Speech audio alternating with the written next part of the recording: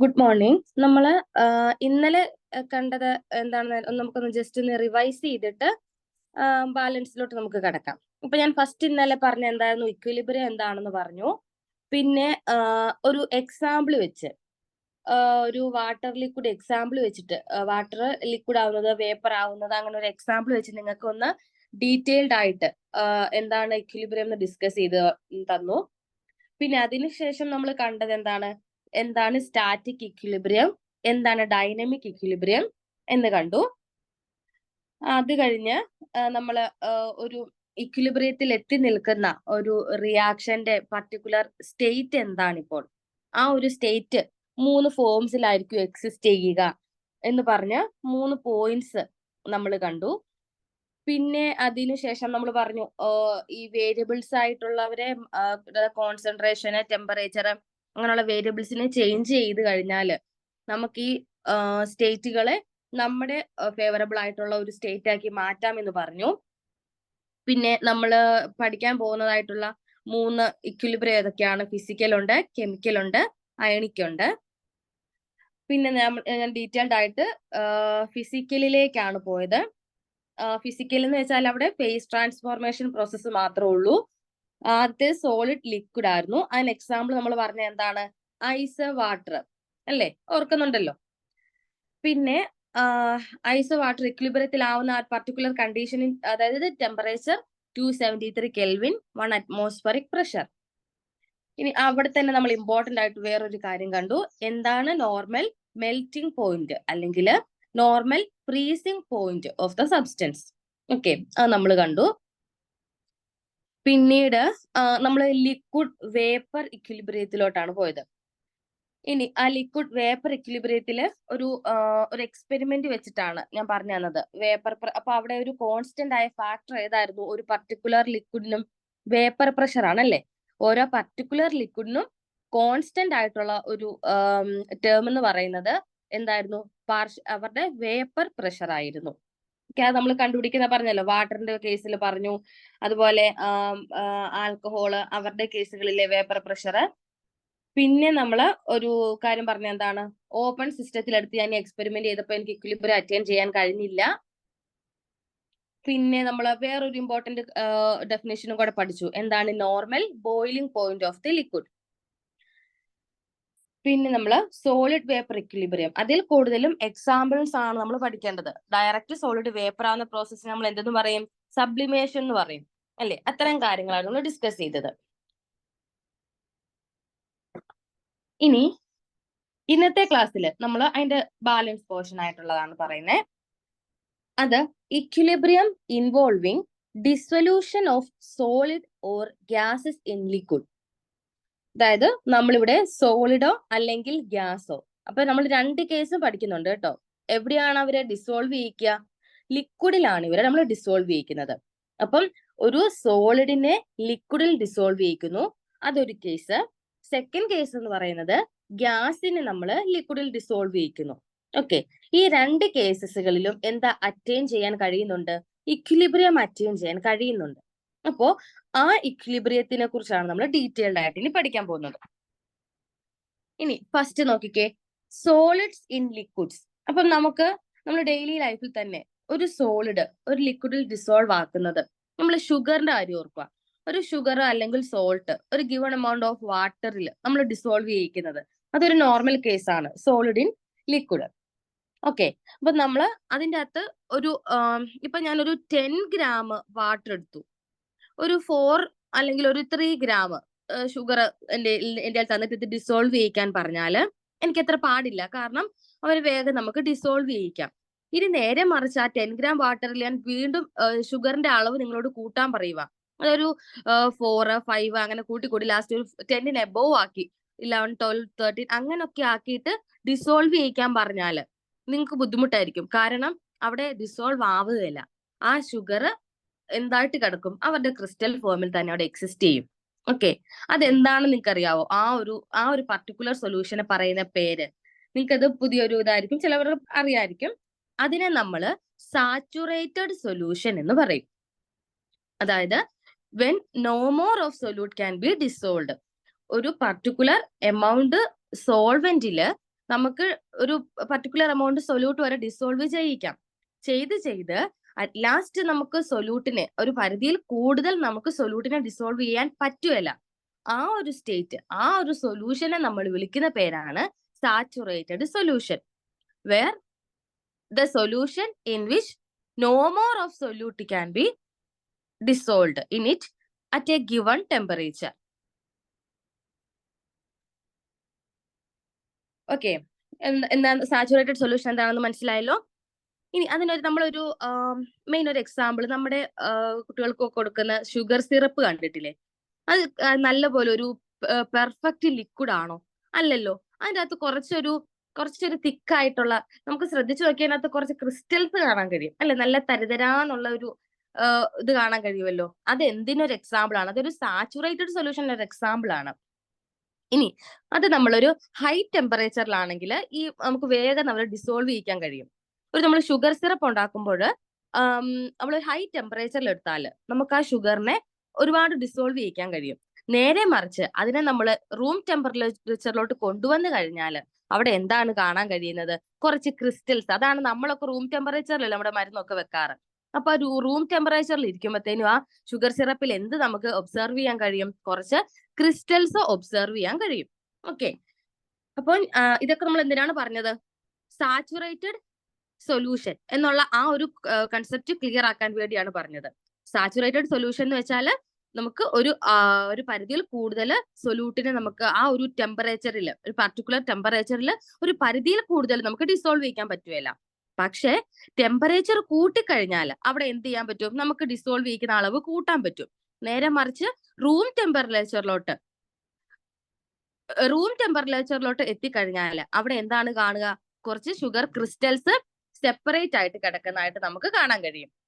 Okay, ഇനി ഈ ഒരു സാച്ചുറേറ്റഡ് സൊല്യൂഷനിലുള്ള ആ ഒരു സൊല്യൂട്ടിന്റെ കോൺസെൻട്രേഷൻ അപ്പോൾ നമുക്ക് ടെമ്പറേച്ചർ ഡിപ്പെൻഡന്റ് ആണെന്ന് പറയാം അല്ലെ? ടെമ്പറേച്ചർ കൂടിക്കഴിഞ്ഞാൽ ആ സൊല്യൂട്ടിനെ ഡിസോൾവ് ചെയ്യിക്കുന്ന എമൗണ്ട് കൂട്ടാൻ കഴിയും. അതായത് ആ സൊല്യൂട്ടിന്റെ കോൺസെൻട്രേഷൻ നമുക്ക് കൂട്ടാൻ കഴിയും. ടെമ്പറേച്ചർ കുറച്ചു കഴിഞ്ഞാലോ നമുക്ക് അത്രയും എമൗണ്ട് സൊല്യൂട്ടിനെ ഡിസോൾവ് ചെയ്യിക്കാൻ പറ്റുമല്ല. അപ്പൊ നമുക്ക് എന്ത് പറയാം? ഒരു സാച്ചുറേറ്റഡ് സൊല്യൂഷനിലുള്ള സൊല്യൂട്ടിന്റെ കോൺസെൻട്രേഷൻ ഏത് ഫാക്ടറിനെയാണ് ഡിപ്പെൻഡ് ചെയ്യുന്നത്? ടെമ്പറേച്ചറിനെയാണ് ഡിപ്പെൻഡ് ചെയ്യുന്നത്. ഓക്കെ അല്ലേ? ഇനി നെക്സ്റ്റ്, ഒരു സാച്ചുറേറ്റഡ് സൊല്യൂഷനിൽ ഒരു ഇക്വിലിബ്രിയം എക്സിസ്റ്റ് ചെയ്യുന്നുണ്ട് between solute molecules in the solid state and in the solution. അതായത് നമ്മൾ സൊല്യൂട്ട് മോളിക്യൂൾസ്, അതായത് എന്റെ കയ്യിൽ ഇപ്പോൾ ഉള്ള സൊല്യൂട്ട് എന്ന് പറയുന്നത് ഏതാ? സൊല്യൂട്ടും സോൾവെന്റ് ഏതാ നിങ്ങൾക്ക് അറിയത്തില്ലേ? സോൾവെന്റ് എന്ന് വെച്ചാൽ ലാർജ് എമൗണ്ടിൽ നമ്മൾ എടുക്കുന്നത്. അത് ഇവിടെ ഈ കേസിൽ അത് വാട്ടർ ആണ്. സൊല്യൂട്ട് എന്ന് വെച്ചാൽ എന്താണ്? സ്മോൾ എമൗണ്ടിൽ നമ്മൾ എടുക്കുന്നത്. അത് ഇവിടെ എന്താണ്? ഷുഗർ ആണ്. അപ്പൊ ഈ സൊല്യൂട്ട് മോളിക്യൂളില്, ഈ സൊല്യൂട്ട് ആയിട്ടുള്ള ഷുഗർ മോളിക്യൂളില് സോളിഡ് സ്റ്റേറ്റിലും കുറച്ചുണ്ട്, അതായത് ക്രിസ്റ്റൽസ് ആയിട്ടും കുറച്ച് കിടപ്പുണ്ട്. അതുപോലെ അത് സൊല്യൂഷനിൽ ഡിസോൾവ് ആയിട്ടും കിടപ്പുണ്ട്. അപ്പം ആ രണ്ട് കേസസിൽ, അതായത് ആ രണ്ട് ഫേസസിലുള്ള ആ സൊല്യൂട്ടിന്റെ കോൺസെൻട്രേഷൻ എന്ന് പറയുന്നത് ഒരു ഇക്വിലിബ്രിയത്തിലെത്തും. There is an equilibrium exists between the solute molecules in the solid state and in the solution. ആ ഷുഗർ പാർട്ടിക്കിൾസ് സോളിഡ് ഫേസിൽ എക്സിസ്റ്റ് ചെയ്യുന്നതും അതുപോലെ തന്നെ സൊല്യൂഷനിലായിട്ട് എക്സിസ്റ്റ് ചെയ്യുന്നതുമായ നമ്പർ, ആ ഒരു എമൗണ്ട് എന്തായിരിക്കും? സെയിം ആയിരിക്കും. ആ സെയിം ആയി വരുന്ന ആ ഒരു സ്റ്റേറ്റിനെ വിളിക്കുന്ന പേരാണ് ഡൈനമിക് ഇക്വിലിബ്രിയം. നമ്മൾ ഇന്നലെ കണ്ടതാണല്ലോ എന്താണ് ഇക്വിലിബ്രിയം എന്നൊക്കെ ഉള്ളത്. ഓക്കെ, അപ്പൊ ഈ ഒരു കേസില് ഷുഗർ ഡിസോൾവ് ആവുന്ന ആ ഒരു റേറ്റും അതുപോലെ തന്നെ ഷുഗർ തിരിച്ച് ക്രിസ്റ്റലായി മാറുന്ന ആ റേറ്റും എന്താണ്? ഈക്വൽ ആണ്. ഇന്ന് നമ്മൾ കണ്ടല്ലോ വാട്ടർ വേപ്പറൈസ് ആയി പോകുന്നതും തിരിച്ച് കണ്ടൻസ് ആയി വരുന്നതും ഈക്വൽ ആവുന്നു. ഇവിടുത്തെ പ്രോസസ്സിന്റെ പേര് മാറിയതേ ഉള്ളൂ, പക്ഷെ നടക്കുന്ന കാര്യങ്ങളെല്ലാം സെയിം തന്നെയാണ്. ഇവിടെ ഷുഗറിനെ നമ്മൾ ഒരു സോൾവെന്റില് ഡിസോൾവ് ചെയ്യിക്കുന്ന ആ റേറ്റും അതുപോലെ തന്നെ ആ ഷുഗർ തിരിച്ച് ക്രിസ്റ്റൽ ആയിട്ട് മാറുന്ന ആ ലിക്വിഡിൽ നിന്ന് വിട്ടുമാറി ക്രിസ്റ്റൽ ആയിട്ട് മാറുന്ന ആ റേറ്റും എന്തായിരിക്കും? ഈക്വൽ ആയിരിക്കും. ഓക്കെ അല്ലേ? ഇതാണ് സോളിഡ് ഇൻ ലിക്വിഡ് എന്ന് പറയുന്നത്. നമ്മൾ ഷുഗർ സൊല്യൂഷൻ എവിടെ ഡിസോൾവ് ചെയ്യിക്കുന്നു? ഒരു വാട്ടർ സൊല്യൂഷൻ ഡിസോൾവ് ചെയ്യിക്കുന്നു. അപ്പൊ ആ കൂടെ ഞാൻ എന്താണ് സാച്ചുറേറ്റഡ് സൊല്യൂഷൻ എന്ന് പറഞ്ഞു. ആ സാച്ചുറേറ്റഡ് സൊല്യൂഷനിൽ ഒരു ഇക്വിലിബ്രിയം അറ്റൈൻ ചെയ്യുന്നത് അത് എപ്പോഴാണ്? ആ ഷുഗർ സൊല്യൂഷനിൽ ഡിസോൾവ് ആവുന്ന റേറ്റും അതുപോലെ തന്നെ ആ ഷുഗർ തിരിച്ച് ഡിസോൾവ് ആയി നിന്നത് തിരിച്ച് ക്രിസ്റ്റൽ ആയിട്ട് മാറുന്ന ആ റേറ്റും ഈക്വൽ ആവുന്നതാണ് എന്തെന്ന് പറയുന്നത്, ഒരു dynamic equilibrium that exist in solid in liquid. Okay അല്ലേ? ഇനി നമുക്ക് ഒരൊറ്റ ഇത് നോക്കിക്കഴിഞ്ഞാൽ, ഇപ്പൊ നമ്മുടെ ആ മരുന്ന് ആ കുട്ടികളുടെ സിറപ്പ് എടുത്ത് നോക്കിക്കഴിഞ്ഞാല് നമുക്ക് അവിടെ ക്രിസ്റ്റൽസ് കുറച്ച് ശ്രദ്ധയോടെ നമുക്ക് നോക്കിയാൽ കാണാൻ കഴിയും. അല്ലാതെ അവിടെ നമ്മൾ നോക്കുമ്പോൾ അതെന്താണ്, ഒരൊറ്റ ഒരു ഫോമിൽ തന്നെയാണ് എക്സിസ്റ്റ് ചെയ്യുന്നത്. നമുക്ക് അവിടുത്തെ ഡൈനമിക് ഇക്വിലിബ്രിയം ഒറ്റ നോട്ടത്തിൽ അങ്ങ് ഒബ്സർവ് ചെയ്യാൻ കഴിയുകയില്ല അല്ലേ? അപ്പൊ ഇതിനെ നമ്മളൊന്ന് ഇവിടെ ഇങ്ങനെ ഒരു പ്രോസസ് നടക്കുന്നുണ്ടെന്ന് നമ്മൾ കൺഫേം ചെയ്യണമല്ലോ. അപ്പൊ ഇത് നിങ്ങൾക്ക് ജസ്റ്റ് ഒരു അറിവിന് വേണ്ടി ഞാൻ പറഞ്ഞതാണ് എങ്ങനെയാണ് ഇത് കൺഫേം ചെയ്യാൻ നമുക്ക് കഴിയുന്നത്.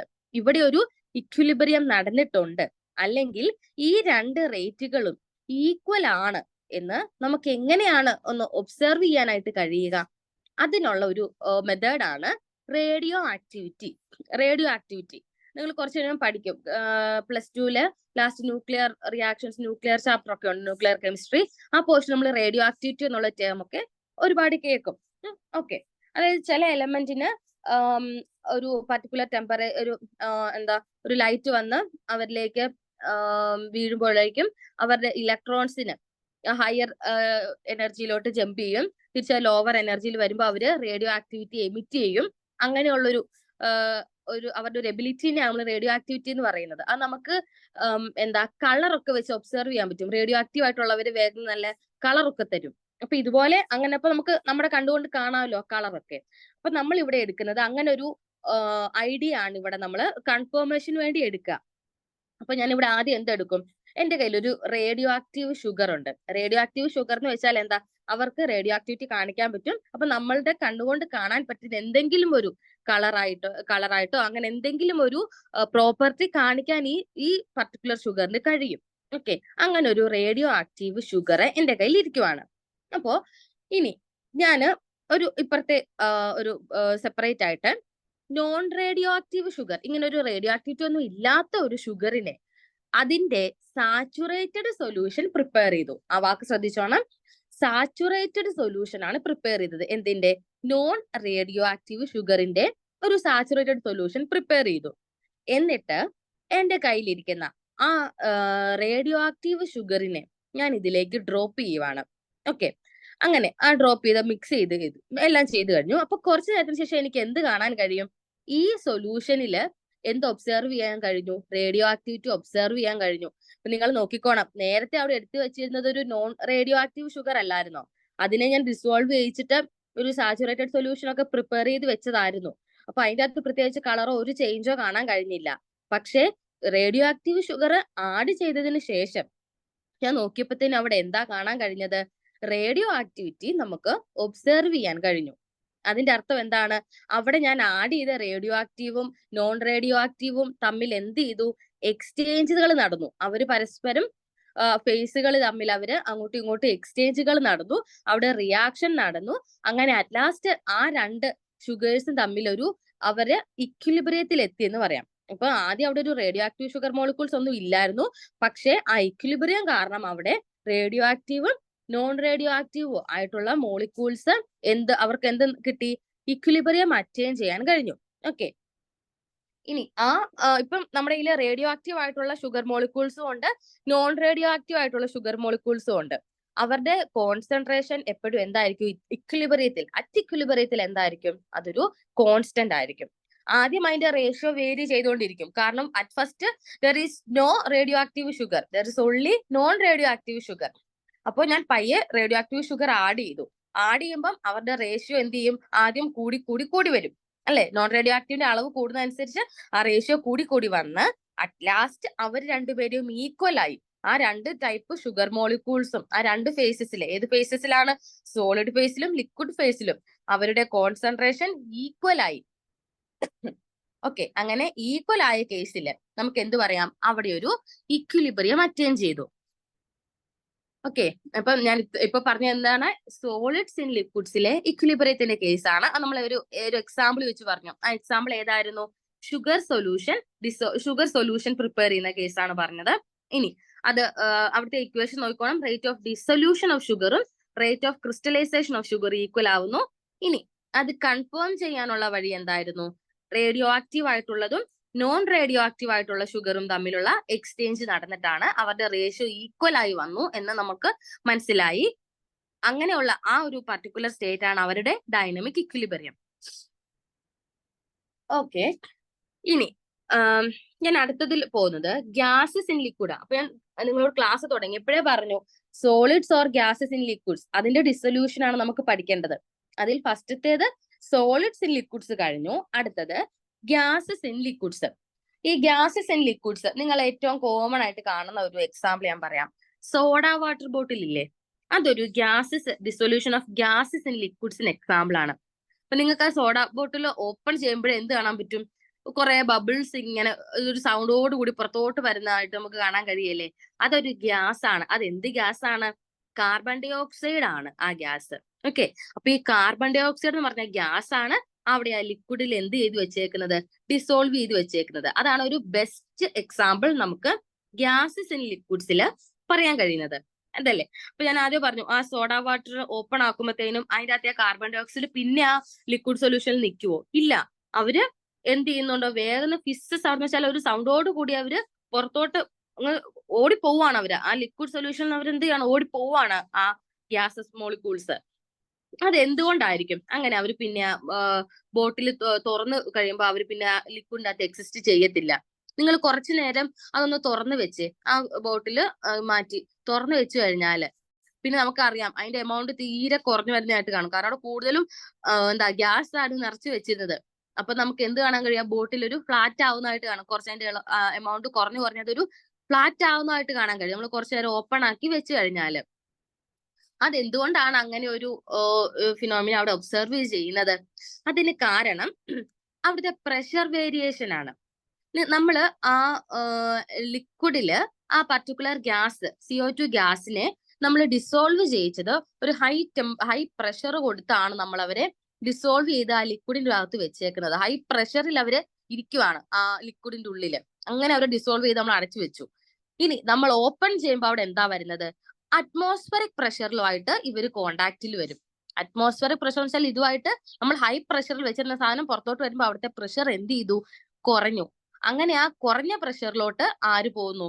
CO2 ഗ്യാസ് പിന്നെ ഓക്യുപ്പൈ ചെയ്യുന്നു. ആ ഒരു പ്രഷർ വേരിയേഷൻ ഉള്ളത് കൊണ്ടാണ് ആ നമ്മുടെ ആ CO2 ഗ്യാസിന്റെ സൊല്യൂബിലിറ്റി എന്ന് വെച്ചാൽ എന്താ? ഫസ്റ്റ് കേസിൽ അവർ സൊല്യൂബിൾ ആയിട്ട് ഇരുന്നത് എവിടെയായിരുന്നു? ലിക്വിഡ് ഫേസിലായിരുന്നുവെങ്കിൽ ആ ബോട്ടിൽ ഓപ്പൺ ചെയ്ത് കഴിയുമ്പോൾ അവർ ഏത് ഫേസിലോട്ട് പോകുന്നു? ഗേഷ്യസ് ഫേസിലോട്ട് പോകുന്നു, അല്ലെ? അപ്പം ആ ലിക്വിഡ് ഫേസിലുള്ള ആ CO2 ഗ്യാസിന്റെ സൊല്യൂബിലിറ്റിയും അതുപോലെ തന്നെ ഓപ്പൺ ചെയ്ത് പുറത്തോട്ട് വരുമ്പോൾ എയറിലുള്ള അല്ലെ ഗ്യാസ് ഫേസിലുള്ള ആ CO2ന്റെ സൊല്യൂബിലിറ്റി എന്താണ്? ഡിഫറെന്റ് ആണ്. Because there is A difference in pressure. രണ്ടിടത്തും പ്രഷർ ചേഞ്ച് ചെയ്യുന്നു. അതുകൊണ്ട് തന്നെ ആ രണ്ട് ഫേസസിലെയും CO2ന്റെ സൊല്യൂബിലിറ്റിയും ചേഞ്ച് ചെയ്യുന്നു. ക്ലിയർ ആയല്ലോ?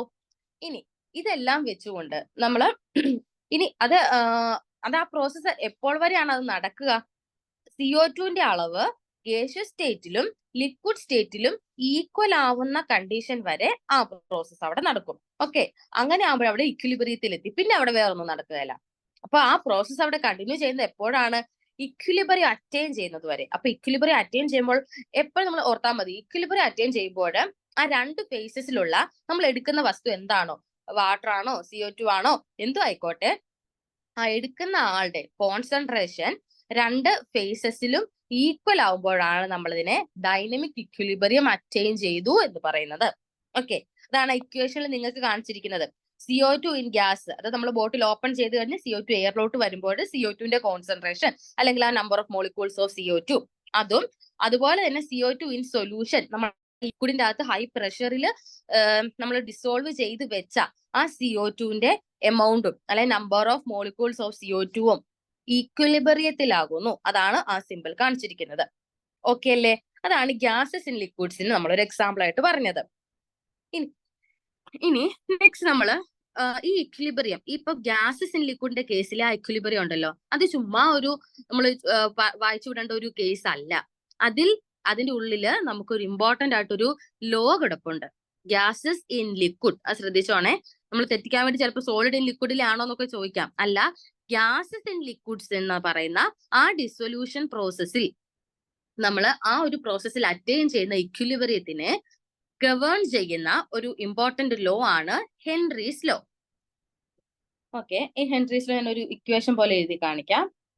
എന്നിട്ട് ഞാൻ ആ ഇക്വേഷൻ വെച്ചിട്ട് നിങ്ങൾക്ക് ഡെഫിനിഷൻ പറഞ്ഞുതരാം.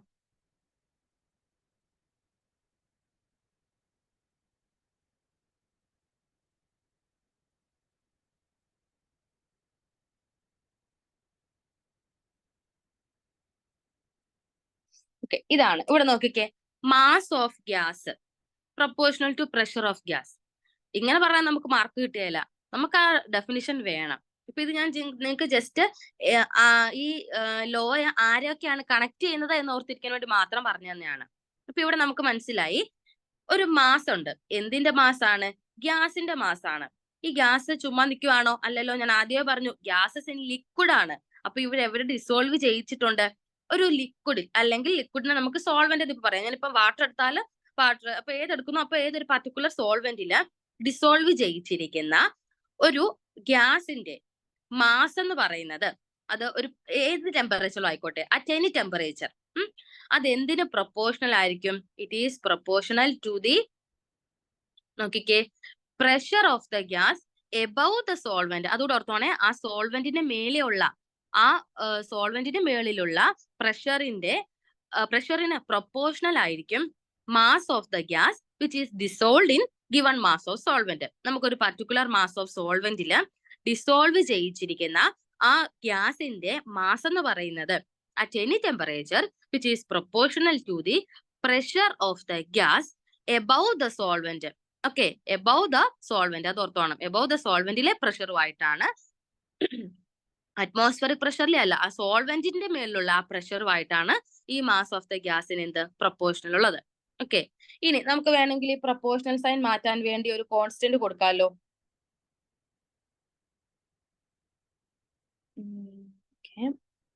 നിങ്ങൾക്ക് ആ ഡെഫിനേഷൻ ക്ലിയർ ആയല്ലോ അല്ലെ? മാസ് എന്ന് പറയുന്നത് എന്തിന് പ്രൊപ്പോർഷണൽ ആയിരിക്കും? പ്രഷറിന് പ്രൊപ്പോർഷണൽ ആയിരിക്കും. പ്രഷറിന് പ്രൊപ്പോർഷണൽ ആയിരിക്കും അല്ലെ? അപ്പൊ ഇവിടെ ഈ പ്രൊപ്പോർഷണൽ സൈൻ മാറ്റാൻ വേണ്ടി ഞാൻ ഒരു കോൺസ്റ്റന്റ് കൊടുത്തു, കെ എച്ച് എന്ന്. ആ ഒരു കോൺസ്റ്റന്റിനെ വിളിക്കുന്ന പേരാണ് Henry's constant. M is equal to K H into P A. ഈ ഹെൻറീസ് കോൺസ്റ്റന്റ് ഒക്കെ നിങ്ങൾ സൊല്യൂഷൻ ഉള്ള ചാപ്റ്ററിലൊക്കെ നല്ല ഡീറ്റെയിൽ ആയിട്ട് പഠിക്കുവേ. അപ്പൊ ഇത് ജസ്റ്റ് ഇവിടെ ഈ കെ എച്ച് എന്ന് പറയുന്നത് എന്താണ്? ഹെൻറീസ് കോൺസ്റ്റന്റ് ആണ്. അപ്പം M equal to K H into P എന്ന് നമുക്ക് സിമ്പിൾ ആയിട്ട് ഇതിനെ എഴുതാം. ഓക്കെ ആയില്ലേ?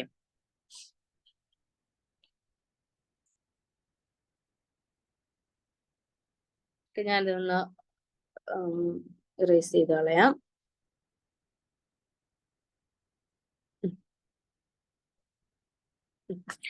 ഓക്കെ, അപ്പം നമ്മൾ ആ ഹെൻറീസ് ലോ പറഞ്ഞു. ഇനി ഈ മാസ് എന്ന് പറയുന്നത് എന്തിനാണ് ഡിപ്പെൻഡ് ചെയ്യുന്നത്? അതാണ് അടുത്ത പറഞ്ഞേക്കുന്നത്. ദിസ് എമൗണ്ട് എന്ന് വെച്ചാൽ എന്താണ്? ആ സോൾവെന്റിന്റെ ഡിസോൾവ് ആവുന്ന ആ ഗ്യാസിന്റെ മാസ്, അതിനാണ് നമ്മൾ എമൗണ്ട് എന്ന് പറയുന്നത്. ആ എമൗണ്ട് എന്തിന് റിലേറ്റഡ് ആയിട്ടായിരിക്കും? ടെമ്പറേച്ചറുമായിട്ടാണ് ഡിപ്പെൻഡഡ്. അപ്പം അവര്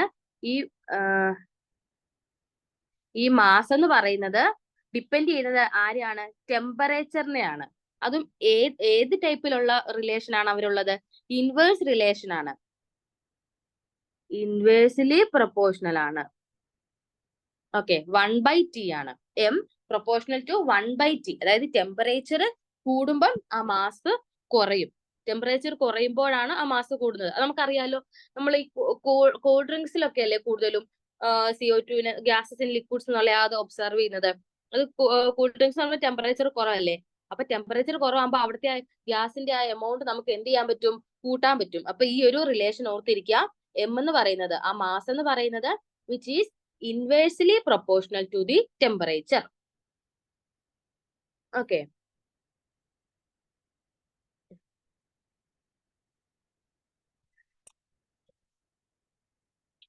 ഇനി ഞാൻ പറഞ്ഞ കാര്യങ്ങൾ തന്നെയാണ്. സോഡ വാട്ടർ ബോട്ടിൽ എന്താ അത് നമ്മൾ ഹൈ പ്രഷറിൽ വെക്കുന്നു, അത് ഓപ്പൺ ചെയ്യുമ്പോൾ അതിന്റെ പ്രഷർ കുറയുന്നു. പ്രഷർ കുറയുമ്പം ആ ഗ്യാസ് എന്ത് ചെയ്യുന്നുണ്ട്? എയറിലോട്ട് പോകുന്നുണ്ട്. അപ്പൊ കുറെ നേരം വെച്ച് കഴിയുമ്പോഴത്തേനും അവിടെ ഫ്ലാറ്റ് ആയിട്ട് മാറുന്നു. ഓക്കെ, നമ്മൾ പറഞ്ഞ ഓർക്കുന്നില്ലേ? ഈ പാരഗ്രാഫിൽ നിങ്ങൾ ഓർത്തിരിക്കേണ്ടത് ഹെൻറീസ് ലോ മാത്രമേ ഉള്ളൂ. ബാക്കി ജസ്റ്റ് ഒരു ആ ഹെൻറീസ് ലോ എക്സ്പ്ലെയിൻ ചെയ്യാൻ വേണ്ടി നമ്മൾ സോഡ വാട്ടർ ബോട്ടിലിന്റെ ആ ഒരു എക്സാമ്പിൾ എടുത്തുന്നേ ഉള്ളൂ. ഓക്കെ, ഹെൻറീസ് ലോ ഇമ്പോർട്ടന്റ് ആയിട്ട് പഠിക്കാം. ഇനി നമ്മൾ ഇത്രയും നേരം പറഞ്ഞ കാര്യങ്ങളെല്ലാം ഒരു കുറച്ച് പോയിന്റ്സ് ആയിട്ട് അവര് ജനറലൈസ് ചെയ്ത് പറഞ്ഞേക്കുവാണ്. നമ്മൾ ആദ്യം ഒരു സോളിഡ് ലിക്വിഡ് ഇക്വിലിബ്രിയം പറഞ്ഞില്ലേ, ഐസ് വാട്ടർ ആവുന്ന കേസ്. ഓക്കെ, അവിടെ നമ്മൾ കോൺസ്റ്റന്റ് ആക്കി വെച്ച കാര്യം എന്തായിരുന്നു? ഒരു പർട്ടിക്കുലർ ടെമ്പറേച്ചർ, ആ ടെമ്പറേച്ചറിന് ഒരു പേരും വിളിച്ചു നമ്മൾ മെൽറ്റിംഗ് പോയിന്റ് എന്ന്. അതുപോലെ തന്നെ ആ പ്രഷർ നമ്മൾ ഓർക്കുന്നുണ്ടല്ലോ, 1 atm അല്ലെങ്കിൽ 1.013 ബാർ. അതാണ് ആ ഒരു കണ്ടീഷനിൽ മാത്രമേ സോളിഡ് ലിക്വിഡ് ഇക്വിലിബ്രിയം എക്സിസ്റ്റ് ചെയ്യുന്നുള്ളൂ. ഓർക്കുന്നുണ്ടല്ലോ. അതുപോലെ തന്നെ ഇപ്പൊ അവിടെ ഒരു ഹീറ്റ് എക്സ്ചേഞ്ച് ഒന്നും നടക്കുന്നില്ലെങ്കിൽ ആ ഒരു കണ്ടീഷൻ ഓർക്കുക, സിസ്റ്റവും സറൗണ്ടിങ്ങുമായിട്ട് ഹീറ്റ് എക്സ്ചേഞ്ച് ഒന്നും നടക്കുന്നില്ല എങ്കിൽ ആ രണ്ട് ഫേസസിന്റെയും മാസ് എന്തായിരിക്കും? കോൺസ്റ്റന്റ് ആയിരിക്കും. നമ്മൾ ആ സെന്റൻസ് ഓർത്തില്ലെങ്കിലും ഫസ്റ്റ് സെന്റൻസ് ഓർക്കുക. സോളിഡ് ലിക്വിഡ് ഇക്വിലിബ്രിയത്തിൽ കോൺസ്റ്റന്റ് ആവുന്ന അല്ലെങ്കിൽ ഏത് കണ്ടീഷനിലാണ് ഈ ഒരു ഇക്വിലിബ്രിയം അറ്റൈൻ ചെയ്യാൻ കഴിയുന്നത്, ആ കണ്ടീഷൻ നിങ്ങൾ ഓർത്തിരിക്കുക. മെൽറ്റിംഗ് പോയിന്റിലും അതുപോലെ തന്നെ അറ്റ് 1 atm പ്രഷറിലും. ഇനി ലിക്വിഡ് വേപ്പർ ഇക്വിലിബ്രിയം നമ്മൾ ഒത്തിരി എക്സ്പ്ലെയിൻ ചെയ്ത കാര്യമായിരുന്നു. ഒരു എക്സാമ്പിൾ ഒക്കെ വെച്ച് അൺഹൈഡ്രസ് കാൽസ്യം ക്ലോറൈഡ്. ഇപ്പൊ നിങ്ങൾ അത് ഇതിൽ നോക്കാതെ തന്നെ ഒന്ന് പറഞ്ഞേ, അതിൽ കോൺസ്റ്റന്റ് ആയിട്ടുള്ള എന്തായിരുന്നു? വേപ്പർ പ്രഷർ അല്ലെ? അപ്പൊ ആ ലിക്വിഡ് വേപ്പർ ഇക്വിലിബ്രിയത്തിൽ കോൺസ്റ്റന്റ് ആയ ടേം എന്തായിരുന്നു? വേപ്പർ പ്രഷർ ആണ് കോൺസ്റ്റന്റ് ആയത് അറ്റ് എ ഗിവൺ ടെമ്പറേച്ചർ. ഇതെല്ലാം നമ്മളൊന്ന് റിവൈസ് ചെയ്യുവാണ്. അപ്പൊ ഇതിൽ ഓരോ ഇക്വിലിബ്രിയത്തിലും ഏതൊക്കെ ടേം ആണ് അല്ലെങ്കിൽ ഏതൊക്കെ ഏതൊക്കെ ഇതാണ് ഏതാ മാസാണോ, പ്രഷർ ആണോ, ടെമ്പറേച്ചർ ആണോ, ഏതൊക്കെ ഫാക്ടർ ആണ് അവിടെ കോൺസ്റ്റന്റ് ആയത് എന്നുള്ള കാര്യം ഒന്ന് ഓർത്തിരിക്കാം. ഇനി അടുത്ത മൂന്നാമത്തെ നമ്മൾ ഇപ്പൊ പഠിച്ചത് എന്തായിരുന്നു? Dissolution of solid in liquid. ആ കേസസിൽ എന്തായിരുന്നു കോൺസ്റ്റന്റ്? സൊല്യൂബിലിറ്റി ആയിരുന്നു constant. Dissolution of solids in ലിക്വിഡ്സിന്റെ അകത്ത് സൊല്യൂബിലിറ്റി ആണ് constant at a given temperature. ഇനി ഗ്യാസസ് ഇൻ ലിക്വിഡ്സിന്റെ അകത്ത് എന്തായിരുന്നു constant? Concentration of gas in liquid ആയിരുന്നു, വിച്ച് ഈസ് പ്രൊപ്പോർഷണൽ. അത് നമ്മുടെ ഹെൻറീസ് ലോ തന്നെ. ഓക്കെ, അപ്പൊ അതിന്റെ അകത്ത് നമ്മൾ ഡിസൊല്യൂഷൻ ഓഫ് ഗ്യാസ് ഇൻ ലിക്വിഡ്സിൽ എന്താണ് പറഞ്ഞത്? ആ ലിക്വിഡിൽ ഡിസോൾവ് ആയിട്ടുള്ള ഗ്യാസിന്റെ കോൺസെൻട്രേഷൻ എന്തിനു പ്രൊപ്പോർഷണൽ ആയിരിക്കും? ആ സോൾവെന്റിന്റെ മേളിലുള്ള ആ ലിക്വിഡ് മേളിലുള്ള പ്രഷറിനും എന്തായിരിക്കും? പ്രൊപ്പോർഷണൽ ആയിരിക്കും. അത് നമ്മുടെ ആ ഹെൻറീസ് ലോ തന്നെയാണ് അവർ പറഞ്ഞേക്കുന്നത്. ഇനി നിങ്ങൾക്ക് ഈ പറഞ്ഞ കാര്യം തന്നെ ഉള്ളൂ, ജസ്റ്റ് ആ ഒരു ടേബിളും കൂടെ ഒന്ന് നോക്കിക്കോളൂ. അവിടെ ലിക്വിഡ് വേപ്പർ ഇക്വിലിബ്രിയത്തില് കോൺസ്റ്റന്റ് ആയത് നമ്മൾ സെക്കൻഡ് കേസ് പറഞ്ഞത് എന്തായിരുന്നു? പ്രഷർ, വേപ്പർ പ്രഷർ അല്ലേ ലിക്വിഡ് വേപ്പറിനകത്ത് കോൺസ്റ്റന്റ് ആയത്. ഈ വേപ്പർ പ്രഷർ എന്തായിരുന്നു? ഇന്നലെ ഞാൻ ഡെഫിനിഷൻ പറഞ്ഞതാണ്, ഒന്നുകൂടെ പറഞ്ഞുതരാം. വേപ്പർ പ്രഷർ എന്ന് വെച്ചാല് the pressure exerted by vapour in equilibrium with its liquid or solid phase at given temperature. അതായത് ഒരു വേപ്പർ എക്സേർട്ട് ചെയ്യുന്ന, അതാണല്ലോ വേപ്പർ പ്രഷർ എന്ന് വെച്ചാൽ വേപ്പർ എക്സേർട്ട് ചെയ്യുന്ന പ്രഷർ ആണ്. ഏത് കണ്ടീഷനിലാണ്? ഇക്വിലിബ്രിയം കണ്ടീഷനിൽ. ആരൊക്കെയായിട്ടുള്ള ഇക്വിലിബ്രിയം കണ്ടീഷനിൽ? അവരുടെ ലിക്വിഡ് ഫേസോ അല്ലെങ്കിൽ ഏതെങ്കിലും സോളിഡ് ഫേസോ ആയിട്ട് ആ ഗ്യാസ് ഫേസ് ഇക്വിലിബ്രിയത്തിൽ വന്നു കഴിഞ്ഞാൽ, ആ ഇക്വിലിബ്രിയത്തിൽ വരുമ്പോൾ ആ ഗ്യാസ് അല്ലെങ്കിൽ ആ വേപ്പർ എക്സേർട്ട് ചെയ്യുന്ന പ്രഷറിനെയാണ് നമ്മൾ വേപ്പർ പ്രഷർ എന്ന് പറയുന്നത്. അപ്പൊ ആ ലിക്വിഡ് വേപ്പർ ഇക്വിലിബ്രിയത്തിൽ കോൺസ്റ്റന്റ് ആയിട്ട് നിൽക്കുന്ന ആരാണ്? വേപ്പർ പ്രഷർ ആണ്. ഇനി ആദ്യത്തേത് സോളിഡ് ലിക്വിഡ്, നമ്മൾ ആദ്യം പറഞ്ഞാണ് മെൽറ്റിംഗ് പോയിന്റ് ആണ് അവിടെ ഫിക്സഡ്, അതുപോലെ കോൺസ്റ്റന്റ് പ്രഷറും ആണ്.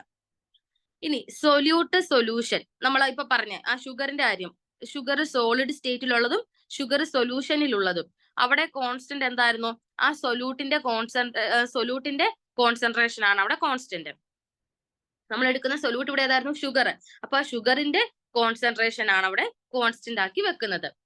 ഇനി ലാസ്റ്റ് ഇപ്പം പറഞ്ഞു നിർത്തിയ കാര്യം, ഗ്യാസ് ഇൻ ലിക്വിഡിന്റെ കേസിൽ ഗ്യാസ് മോളിക്യൂൾസ് ഗേഷ്യസ് സ്റ്റേറ്റിലും ഗ്യാസ് മോളിക്യൂൾസ് അക്വസ് സ്റ്റേറ്റിലും ലിക്വിഡ് സ്റ്റേറ്റിലും അല്ലെ സൊല്യൂഷൻ ആയിട്ട്, അക്വസിനെ നമുക്ക് സൊല്യൂഷൻ എന്നും പറയാം. അപ്പൊ അവിടെ എന്തായിരുന്നു കോൺസ്റ്റന്റ്? അവരുടെ ആ മാസിന്റെ റേഷ്യോ അല്ലെ, ആ മാസ് ഓഫ് ഗ്യാസ് എന്നല്ല നമ്മൾ പറഞ്ഞിരുന്നത്. അതായത് ഗ്യാസ് അക്വസ് സ്റ്റേറ്റിൽ അല്ലെങ്കിൽ സൊല്യൂഷനിൽ ഉള്ളതിന്റെയും ഗ്യാസ് ഗേഷ്യസ് ഫേസിൽ ഉള്ളതിന്റെയും ആ എമൗണ്ടിന്റെ റേഷ്യോ ആണ് കോൺസ്റ്റന്റ് ആക്കി വെക്കുന്നത്. സോറി, ഇപ്പം നമ്മളിവിടെ കാർബൺ ഡൈ ഓക്സൈഡ് ആണ് ഇവിടെ ഗ്യാസ് ആയിട്ട് എടുത്തു കഴിഞ്ഞാൽ ആ കാർബൺ ഡൈ ഓക്സൈഡിന്റെ number of molecules of carbon dioxide in aqueous state and it's a ratio ആണ്. അപ്പം ratio of carbon dioxide molecules in aqueous state to the number of molecules of CO2 in gaseous state അതാണ് constant at a given temperature. Okay, അപ്പം ഈ gases ലിക്വിഡ്സിന്റെ അകത്ത് നമ്മൾ പറഞ്ഞു പഠിക്കേണ്ടത് Henry's law. പിന്നെ ഈ ഓരോ ഇക്വിലിബ്രിയത്തിലും എന്താണ് കോൺസ്റ്റന്റ് ആവുന്നത്, ആ സെയിം 1 2 3 4 5 ഇട്ടേക്കുന്ന ആ പോയിന്റ് തന്നെയാണ് നമ്മളിവിടെ നമ്മുടെ ടേബിൾ 7.1 കൊടുത്തേക്കുന്നത്. ഓക്കെ, അത് ജസ്റ്റ് അതൊന്ന് നോക്കി വെക്കുക കേട്ടോ. ഇക്വിലിബ്രിയത്തിൽ ഏതൊക്കെയാണ് കോൺസ്റ്റന്റ് ആവുന്നത് എന്നുള്ള ആ ഒരു കാര്യം ഒന്ന് നോട്ട് ചെയ്ത് വെക്കുക. ഓക്കെ, ഇനി നമുക്ക് general characteristics of equilibria involving physical process. നമ്മൾ ഇത്രയും നേരം നമ്മൾ ഫിസിക്കൽ പ്രോസസ്സ് തീരാൻ പോവാ കേട്ടോ. ഓക്കെ, അപ്പൊ ഈ ഫിസിക്കൽ പ്രോസസ്സിൽ തീരാൻ പോകുമ്പോൾ നമ്മൾ അതിന്റെ ഒരു കുറച്ച് കാര്യങ്ങൾ പറയണ്ടേ. ആ ഫിസിക്കൽ ഇക്വിലിബ്രിയത്തില് ഉള്ള ക്യാരക്ടറിസ്റ്റിക്സ് എന്തൊക്കെയാണെന്നൊന്ന് ജസ്റ്റ് ഒന്ന് സമപ്പ് ചെയ്തിട്ട് അവര് നിർത്തുവാണ്. ഒന്നാമത്തെ കാര്യം, ഈ ഇക്വിലിബ്രിയം പോസിബിൾ ആവുന്നത് ഞാൻ ഫസ്റ്റേ പറഞ്ഞത്, നോട്ട് ചെയ്ത് വെക്കുന്ന ഒരു word closed system. Equilibrium is possible only in A closed system at a given temperature. അതാണ് ഫസ്റ്റ് പോയിന്റ്. ഇനി എക്സ്പ്ലെയിൻ ചെയ്യുന്നില്ല, അറിയാലോ. ഇനി രണ്ടാമത്തെ കേസ് എന്താണ്, ഇവിടെ ഫോർവേഡും ബാക്ക്വേർഡും റിയാക്ഷനും. നമ്മൾ RF ഈക്വൽ ടു RB,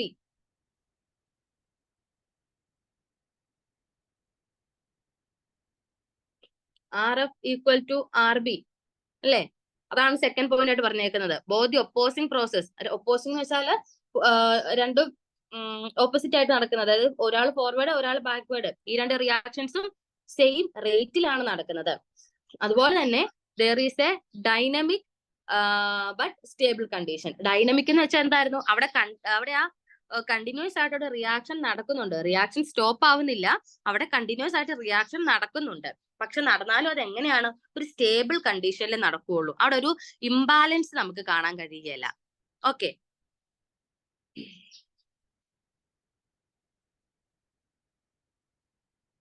ഇനി അടുത്തത്, all measurable properties of the system remains constant. അവിടെ നമുക്ക് മെഷർ ചെയ്യാൻ പറ്റുന്ന പ്രോപ്പർട്ടീസ് എല്ലാം എന്തായിരിക്കും, കോൺസ്റ്റന്റ് ആയിരിക്കും. അതാണ് മൂന്നാമത്തെ പ്രോപ്പർട്ടീസ്.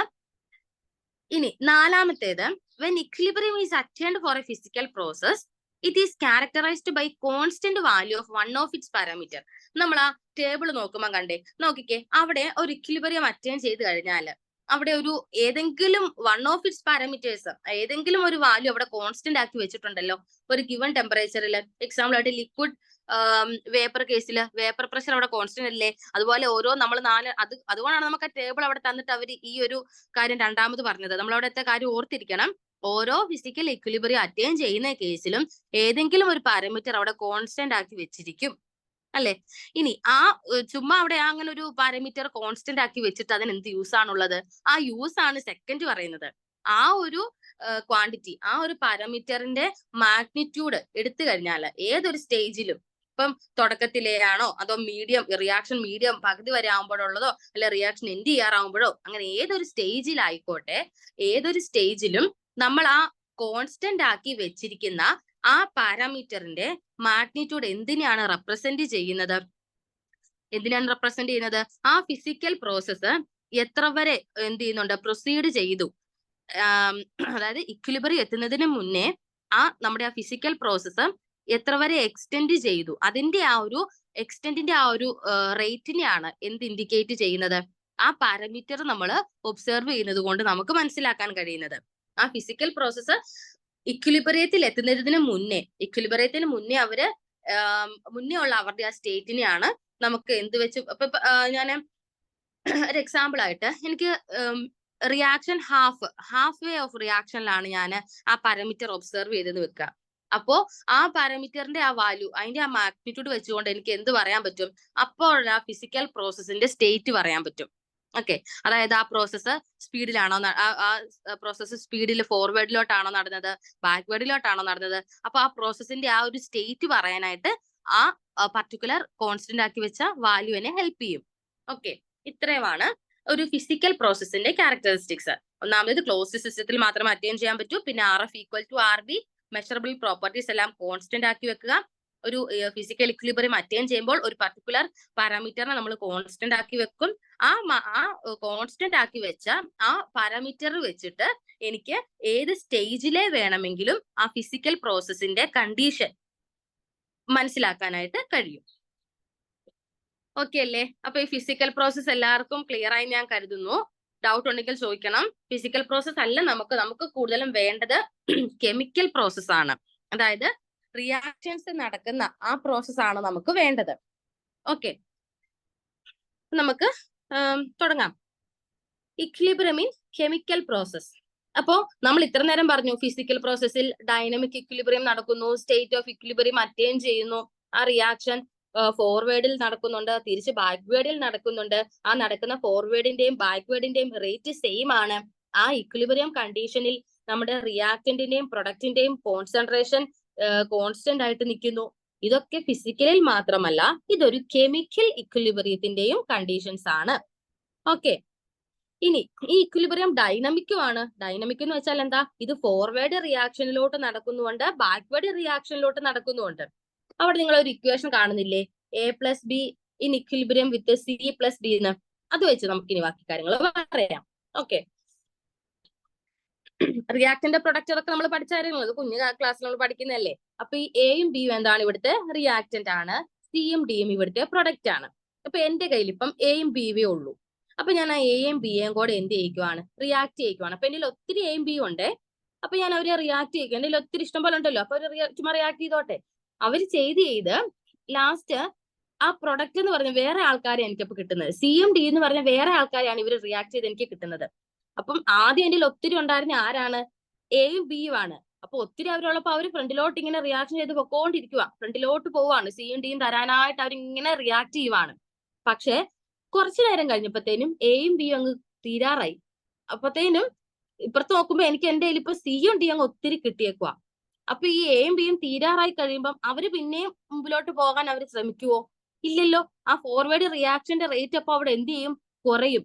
പിന്നെ അവരെന്താ ചെയ്യുന്നത്? ഇപ്പൊ എന്റെ ഈ സിയും ഡിയും അല്ലേ കൂടുതല്, അപ്പൊ തിരിച്ച് ആ സിയും ഡിയും കൂടെ അങ്ങ് റിയാക്ട് ചെയ്യിക്കാൻ നോക്കും അല്ലെ? കുറഞ്ഞ ഉള്ള ആളുടെ അടുത്ത് പിന്നെയും അവരെ നമ്മള് ഇട്ടിങ്ങനെ എക്സ്പ്ലോയിറ്റ് ചെയ്യുന്നത് ശരിയല്ലല്ലോ. അപ്പൊ നമ്മൾ എന്ത് ചെയ്യുക? ആ കൂടിയിരിക്കുന്ന ആളെ സിയും ഡിയും അങ്ങ് എടുക്കുക, ആ സിയും ഡിയും അങ്ങ് റിയാക്ട് ചെയ്യിക്കുക. അപ്പം അവരെ റിയാക്ട് ചെയ്യുമ്പം നമുക്ക് എന്ത് കിട്ടാൻ തുടങ്ങും? എയും ബിയും കിട്ടാൻ തുടങ്ങും അല്ലെ? അപ്പൊ ആ സിയും ഡിയും റിയാക്ട് ചെയ്ത് എന്ത് കിട്ടും? എയും ബിയും കിട്ടും. അപ്പൊ അവിടെ ഏത് പ്രോസസ് ആണ് അവിടെ ഫ്രണ്ടിൽ നിൽക്കുന്നത്? റിവേഴ്സ് പ്രോസസ് ആണ്.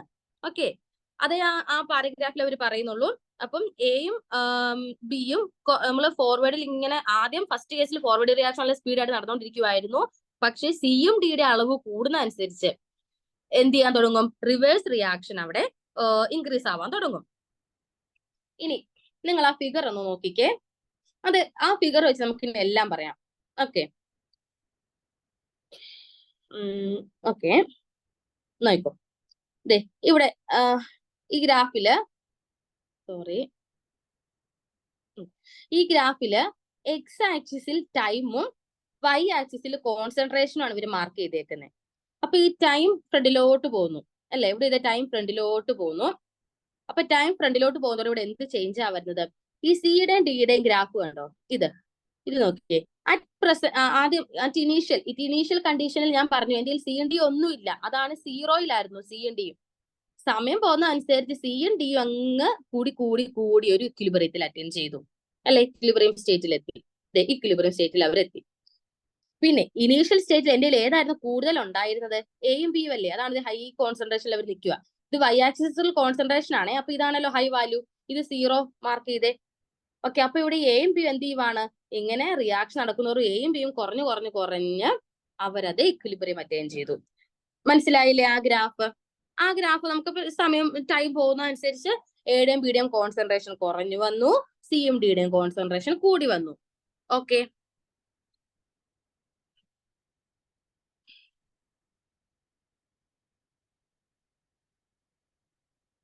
ഇതൊന്ന് വായിക്കാം.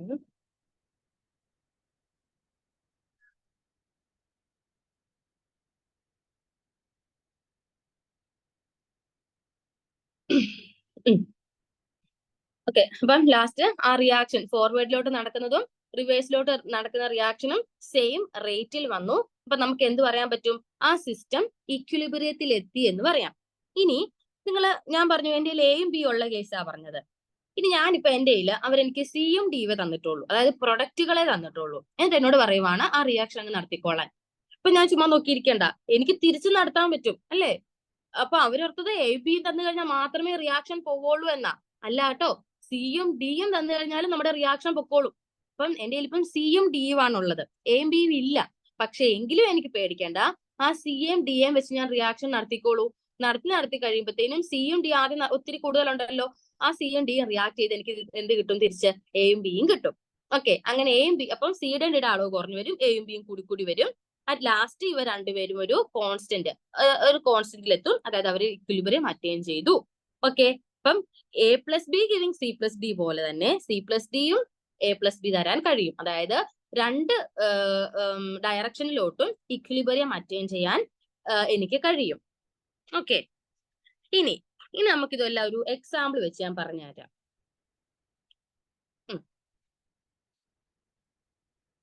ഇവിടെ ഒരു എക്സാമ്പിൾ വെച്ചിട്ട്, ഈ ഹേബർ എന്ന് പറഞ്ഞ നമ്മൾ പഠിക്കുന്നതാണ് കേട്ടോ, ബോൺസ് ഹേബർ പ്രോസസ്സ്. അത് എന്തിന്റെ പ്രിപ്പറേഷന് വേണ്ടിയുള്ളതാണ്? അമോണിയയുടെ പ്രിപ്പറേഷന് വേണ്ടിയുള്ളതാണ് ഇത് Haber's process, synthesis of ammonia. Okay, അപ്പൊ ഈ അമോണിയ പ്രിപ്പയർ ചെയ്യാൻ, അമോണിയ NH3 അല്ലേ, അപ്പൊ അമോണിയ പ്രിപ്പയർ ചെയ്യാൻ എന്തൊക്കെ വേണം? N2 വേണം, പേരിൽ തന്നെ ഉണ്ടല്ലോ. H2 വേണം, ഈ രണ്ടുപേരും വേണം. ഈ രണ്ടുപേരും റിയാക്ട് ചെയ്ത് കഴിഞ്ഞാൽ എനിക്ക് അമോണിയ കിട്ടും. അത് ചുമ്മാ റിയാക്ട് ചെയ്യാൻ കഴിയില്ല, ഒരു പർട്ടിക്കുലർ ടെമ്പറേച്ചർ, പ്രഷർ, എന്തെങ്കിലും ഒരു കാറ്റലിസ്റ്റ് വേണമെങ്കിൽ അത് അവരെല്ലാം കൊടുത്ത് ഞാൻ റിയാക്ഷൻ നടത്തിക്കുവാണ്. ഓക്കെ, അപ്പം ഞാൻ ആദ്യം എനിക്ക് N2H2 നോൺ എമൗണ്ടിൽ എടുക്കുവാണ്. ഇപ്പം ഒരു എക്സാമ്പിൾ, ഒരാൾ 5 ഗ്രാമോ, ഇയാള് 10 ഗ്രാമോ, അല്ല സോറി കേട്ടോ, N2 + 3H2, ഇപ്പൊ ഇതിന്റെ ത്രിബിൾ ആണ്, ഇപ്പൊ 15 ഗ്രാമോ. അങ്ങനെ ഇവിടെ നമുക്ക് റിയാക്ഷൻ ഇപ്പൊ എഴുതി കാണിക്കാം, ബാലൻസ് റിയാക്ഷൻ എഴുതി കാണിക്കാം. അപ്പൊ ഇവിടെ N2ഉം H2ഉം എനിക്ക് നോൺ എമൗണ്ടിൽ ഞാൻ എടുത്തു. എന്നിട്ട് അവർക്ക് ടെമ്പറേച്ചർ, പ്രഷർ ഒക്കെ കൊടുത്തു. എന്നിട്ട് അവരെ റിയാക്ട് ചെയ്യിക്കുവാണ്. എന്നിട്ട് ഓരോ time T1 time T2 time അങ്ങനെ ടൈം T3 അങ്ങനെ പർട്ടിക്കുലർ ടൈം ഇന്റർവെലിൽ വെച്ച് ഞാൻ ഇവിടെ പ്രൊഡ്യൂസ് ചെയ്യുന്ന അമോണിയയുടെ എമൗണ്ടും കണ്ടുപിടിച്ചുകൊണ്ടിരിക്കുവാണ്. ഓക്കെ, ഓരോ പർട്ടിക്കുലർ ടൈമിൽ ഉണ്ടായി വരുന്ന അമോണിയയുടെ എമൗണ്ട് ഞാനിവിടെ ഡിറ്റർമൈൻ ചെയ്തുകൊണ്ടിരിക്കുകയാണ്. ഇനി ഒരു സെർട്ടൈൻ ഒരു ടൈം കഴിഞ്ഞതിന് ശേഷം എനിക്ക് എന്ത് കാണാൻ കഴിയും? ഈ അമോണിയ മിക്സ്ചറിന്റെ കോമ്പോസിഷൻ അല്ലെങ്കിൽ അവരുടെ കോൺസെൻട്രേഷൻ കോൺസ്റ്റന്റ് ആയിട്ട് വരുന്ന കാണാൻ കഴിയും. ഇവിടെ N2H2 ഒക്കെ മിച്ചം കിടപ്പുണ്ട്, എങ്കിൽ പോലും ഒരു ടൈം Tn ഒരു ടൈം ആയപ്പോ എനിക്ക് ഒരു എക്സാമ്പിൾ, ഒരു ഫോർ എക്സാമ്പിൾ 30 ഗ്രാം അമോണിയ എനിക്ക് കിട്ടി. ടൈം Tn+1 ആയപ്പോഴും എനിക്ക് എന്ത് തന്നെയാണ്? 30 ഗ്രാം തന്നെയാണ് കിട്ടുന്നത്. അതിന്റെ അർത്ഥം എന്താ? അവിടെ ആ അമോണിയയുടെ കോൺസെൻട്രേഷൻ എന്തായി മാറി? കോൺസ്റ്റന്റ് ആയി മാറി. പക്ഷെ അവിടെ എന്റെ മിച്ചം കുറച്ച് H2 N2 ഒക്കെ കിടപ്പുണ്ട്, എങ്കിൽ പോലും കോൺസ്റ്റന്റിൽ എത്തിക്കഴിഞ്ഞാൽ പിന്നീട് റിയാക്ഷൻ നടക്കുന്നില്ല. അവിടെ കുറച്ചു നേരം കഴിയുമ്പോഴത്തേനും ആ അമോണിയ മിക്സ്ചർ എന്തായിട്ട് മാറി? കോൺസ്റ്റന്റ്. അവരുടെ ആ കോൺസെൻട്രേഷൻ എന്ന് പറയുന്ന അമോണിയ മിക്സ്ചറിന്റെ കോൺസെൻട്രേഷൻ കോൺസ്റ്റന്റ് ആയിട്ട് മാറി, even though there are some reactants still present. Okay, കാരണം എന്താ? അവിടെ ഒരു ഇക്വിലിബ്രിയം അറ്റൈൻ ചെയ്ത് കഴിഞ്ഞു. അതുകൊണ്ടാണ് അവിടെ ആ ഒരു കോമ്പോസിഷൻ എന്തായിട്ട് മാറിയത്? എനിക്ക് കോൺസ്റ്റന്റ് ആയിട്ട് മാറിയത്. ഇനി ഇതെല്ലാം ഞാൻ വായിച്ചു കളഞ്ഞേ. ഇനി N2H2 എന്നുള്ള കാര്യങ്ങളെല്ലാം ഞാൻ വായിച്ചു കളഞ്ഞു. ഇവരെ N2H2 മാത്രം വെച്ച് റിയാക്ട് ചെയ്ത അമോണിയ നമ്മൾ പ്രിപ്പയർ ചെയ്യുന്നത് എന്താ? അല്ലാതെ വേറെ എന്തെങ്കിലും വെറൈറ്റി ആയിട്ടുള്ള സാധനം എടുത്ത് നമുക്ക് അമോണിയ ഒന്ന് പ്രിപ്പയർ ചെയ്ത് നോക്കിയാലോ? N2H2 ഞാൻ മാറ്റിയേ.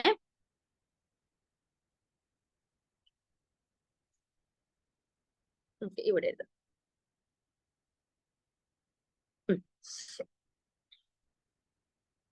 ഇനി ഞാൻ N2H2 മാറ്റിയിട്ട് പുതിയൊരാളെ എടുത്തു. അതായത് N2ഉം D2 എടുത്തു.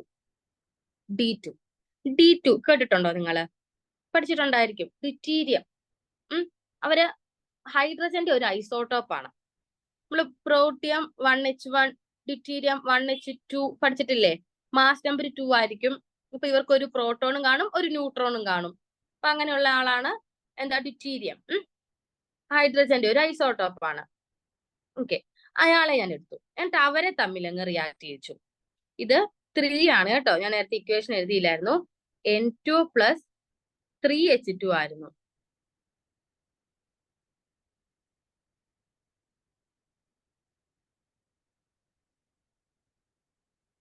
ഒരു സെക്കൻഡ്.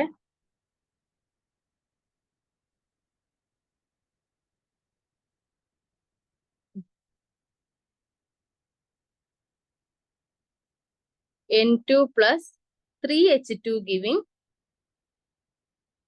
2NH3. അതായിരുന്നു നേരത്തെ ഇക്വേഷൻ. അപ്പം ഇവിടെ ഞാൻ H2ന്റെ സ്ഥാനത്ത് ആരെ കൊണ്ടുവന്നു? ഡ്യൂറ്റീരിയത്തിനെ കൊണ്ടുവന്നു. ഓക്കെ, അപ്പൊ ഇവിടെ H2 മാറി ഡ്യൂറ്റീരിയമായി.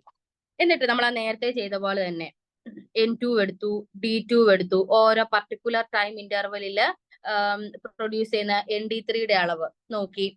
H തന്നെയാണ്, അമോണിയ തന്നെയാണ്, പക്ഷെ ഡ്യൂറ്റീരിയേറ്റഡ് ആണെന്നേ ഉള്ളൂ. അതായത് ഹൈഡ്രജന് പകരം ഡ്യൂറ്റീരിയം ആണെന്നുള്ളേ ഉള്ളൂ. അപ്പൊ ഇവിടെ ഈ കേസിൽ ഞാൻ അമോണിയയുടെ എമൗണ്ട് നോക്കി, എന്തോരം ഓരോ ടൈം പോകുന്നതനുസരിച്ച്. അപ്പൊ എനിക്ക് കാണാൻ കഴിഞ്ഞത് ആ ഫസ്റ്റ് കേസിൽ ഏത് ടൈമിലാണോ, അതുപോലെ ഏത് കോമ്പോസിഷനിലാണോ ആ അമോണിയ പ്രൊഡ്യൂസ് ചെയ്തത് കോൺസ്റ്റന്റ് ആയിട്ട് വന്നത്, ആ കോമ്പോസിഷനിൽ തന്നെ ഇവിടെയും എന്ത് കണ്ടു? ഇക്വിലിബ്രിയം അറ്റൈൻ ചെയ്തു. അമോണിയയുടെ ആ നേരത്തെ കോമ്പോസിഷൻ, ഇപ്പൊ നേരത്തെ ഫോർ എക്സാമ്പിൾ 30 ഗ്രാം എന്നല്ലേ പറഞ്ഞേ, 30 ഗ്രാമിലാണ് അമോണിയ കോൺസ്റ്റന്റ് ആയെന്നല്ലേ.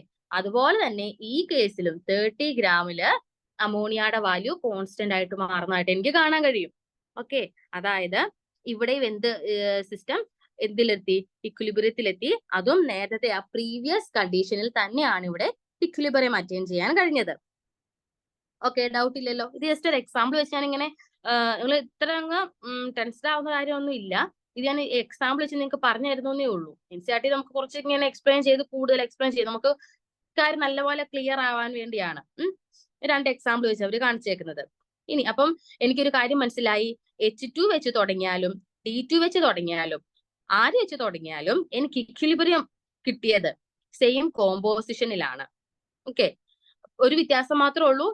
H2ന് പകരം അവരുടെ D2 ആണ്, NH3ക്ക് പകരം അവിടെ എന്താണ്? ND3 ആണ്.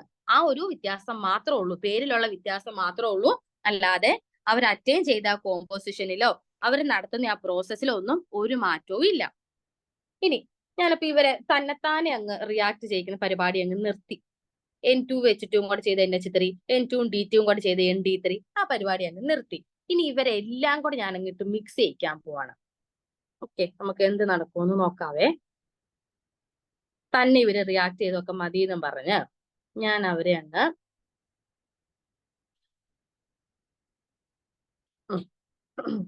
ആരൊക്കെയാണ്?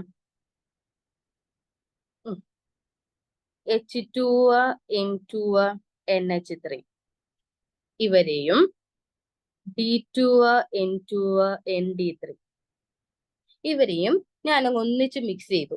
എല്ലാം കൂടെ മിക്സ് ചെയ്ത് അങ്ങ് വെച്ചു. ഇവർ രണ്ടുപേരെയും അങ്ങ് മിക്സ് ചെയ്തു. ഓക്കെ, മിക്സ് ചെയ്തിട്ട് കുറച്ചു നേരം അങ്ങനെ ഞാൻ വെച്ചു. എന്നിട്ടൊന്ന് അനലൈസ് ചെയ്ത് നോക്കാം എന്താ അവിടെ സംഭവിക്കുന്നതെന്ന്. അപ്പോ പിന്നെയും നമുക്ക് എന്തിനെ കാണാൻ കഴിഞ്ഞു? ആ അമോണിയയുടെ കോൺസെൻട്രേഷൻ നമ്മൾ മുന്നത്തേല് കിട്ടിയ അതേ കോൺസെൻട്രേഷനിൽ തന്നെ ഇവിടെയും ഈ അമോണിയ എന്തായി മാറി? കോൺസ്റ്റന്റ് ആയിട്ട് മാറി. ഒരു മാറ്റവും ഇല്ല. അപ്പം നമ്മുടെ കൊണ്ട് ഒബ്സർവ് ചെയ്യുമ്പോൾ, നമ്മുടെ കണ്ണുകൊണ്ട് നമ്മൾ നോക്കുമ്പോഴത്തേനും നമ്മൾ വാല്യൂ റീഡിങ് എടുക്കുന്നു. റീഡിങ് എടുക്കുമ്പോൾ നമ്മൾ ടൈം T1, T2, T3 അങ്ങനെ പോയി ആ പർട്ടിക്കുലർ ടൈമില് പർട്ടിക്കുലർ ആ ഒരു കോൺസെൻട്രേഷനിൽ അമോണിയ ഇവിടെ കോൺസ്റ്റന്റ് ആയി. അപ്പൊ ഇവിടെ എന്തെങ്കിലും ഞാൻ D2 എടുത്താൽ എന്തെങ്കിലും ഒരു ഗുണം വേണ്ടേ? ആ D എന്നുള്ള ആ പേര് എവിടെയെങ്കിലും ഒന്ന് പ്രസന്റ് ചെയ്യണ്ടേ? അപ്പൊ അതിനായിട്ട് ഇങ്ങനെ ഒരു എക്സ്പെരിമെന്റ് ചെയ്ത് നോക്കിയിട്ടൊന്നും ഒരു യൂസ് ഇല്ലെന്ന് എനിക്ക് മനസ്സിലായി. എനിക്ക് കാര്യം ക്ലിയർ ആവണമെങ്കിൽ ഞാനൊരു മാസ് സ്പെക്ട്രോമീറ്റർ എടുക്കണം. നിങ്ങൾ ഇതൊക്കെ കുറച്ച് ഡിഗ്രി ലെവലാണ്, ഈ മാസ് സ്പെക്ട്രോമീറ്റർ ഒക്കെ എന്തിനാണ് എന്നുള്ളത്. കാരണം ഇവിടെ ഈ D2, H2 തമ്മിലുള്ള ഒരു വ്യത്യാസം എന്ന് വെച്ചാൽ D2ന് ഇച്ചിരി മാസ് കൂടുതലാണ് അല്ലെ. അപ്പൊ മാസ് കൂടുതലായിട്ട് നിൽക്കുമ്പോൾ ഈ ND3ക്ക് ഇച്ചിരി മാസ് കൂടുതലാണ് NH3 വെച്ച് നോക്കുമ്പോൾ. അപ്പൊ ഒരു മാസിനെ റെപ്രസെന്റ് ചെയ്യുന്ന അല്ലെങ്കിൽ മാസിന് ഇമ്പോർട്ടൻസ് കൊടുക്കുന്ന ഒരു ഇൻസ്ട്രുമെന്റ് എടുത്ത് ഞാൻ ഈ റിയാക്ഷൻ നമ്മളത് അനലൈസ് ചെയ്ത് നോക്കുമ്പോൾ എന്ത് കാണാൻ കഴിയും? ഇവിടെ D എന്നുള്ള ആ ഒരു നെയിം റെപ്രസെന്റ് ചെയ്യാനായിട്ട് എനിക്ക് കഴിയും. അതുകൊണ്ടാണ് ഞാൻ ഇവിടെ ഒരു മാസ് സ്പെക്ട്രോമീറ്റർ എടുക്കുന്നത്. ആ ഒരു മാസ് സ്പെക്ട്രോമീറ്റർ എടുത്തു കഴിഞ്ഞ് അനലൈസ് ചെയ്ത് നോക്കുമ്പോൾ എന്താണ് അവിടെ എനിക്ക് ഒബ്സർവ് ചെയ്തതെന്ന് ഞാൻ പറയാം. അപ്പൊ ഈ മാസ് സ്പെക്ട്രോമീറ്റർ എന്തുകൊണ്ടാണ് എടുത്തത്? H2 ഉം D2 ഉം തമ്മിൽ എനിക്ക് ഒന്ന് ഒബ്സർവ് ചെയ്യാൻ പറ്റണമെങ്കിൽ അവരുടെ മാസ് ഡിഫറെന്റ് ആണ്. D3ക്ക് ഇച്ചിരി മാസ് കൂടുതലാണ്. 1H2 അല്ലേ, 2 ആണ് അപ്പൊ അവരുടെ മാസ് നമ്പർ, അപ്പൊ ഇച്ചിരി മാസ് കൂടുതലാണ്. ഓക്കെ, അപ്പൊ ഞാൻ ആ മാസ് സ്പെക്ട്രോമീറ്റർ എടുത്തു കഴിഞ്ഞപ്പോൾ എനിക്ക് അതിൻ്റെ അകത്ത് എന്തൊക്കെ മിക്സ്ചർ ആണ് കാണാൻ കഴിഞ്ഞത്? അതിൻ്റെ അകത്ത് എനിക്ക്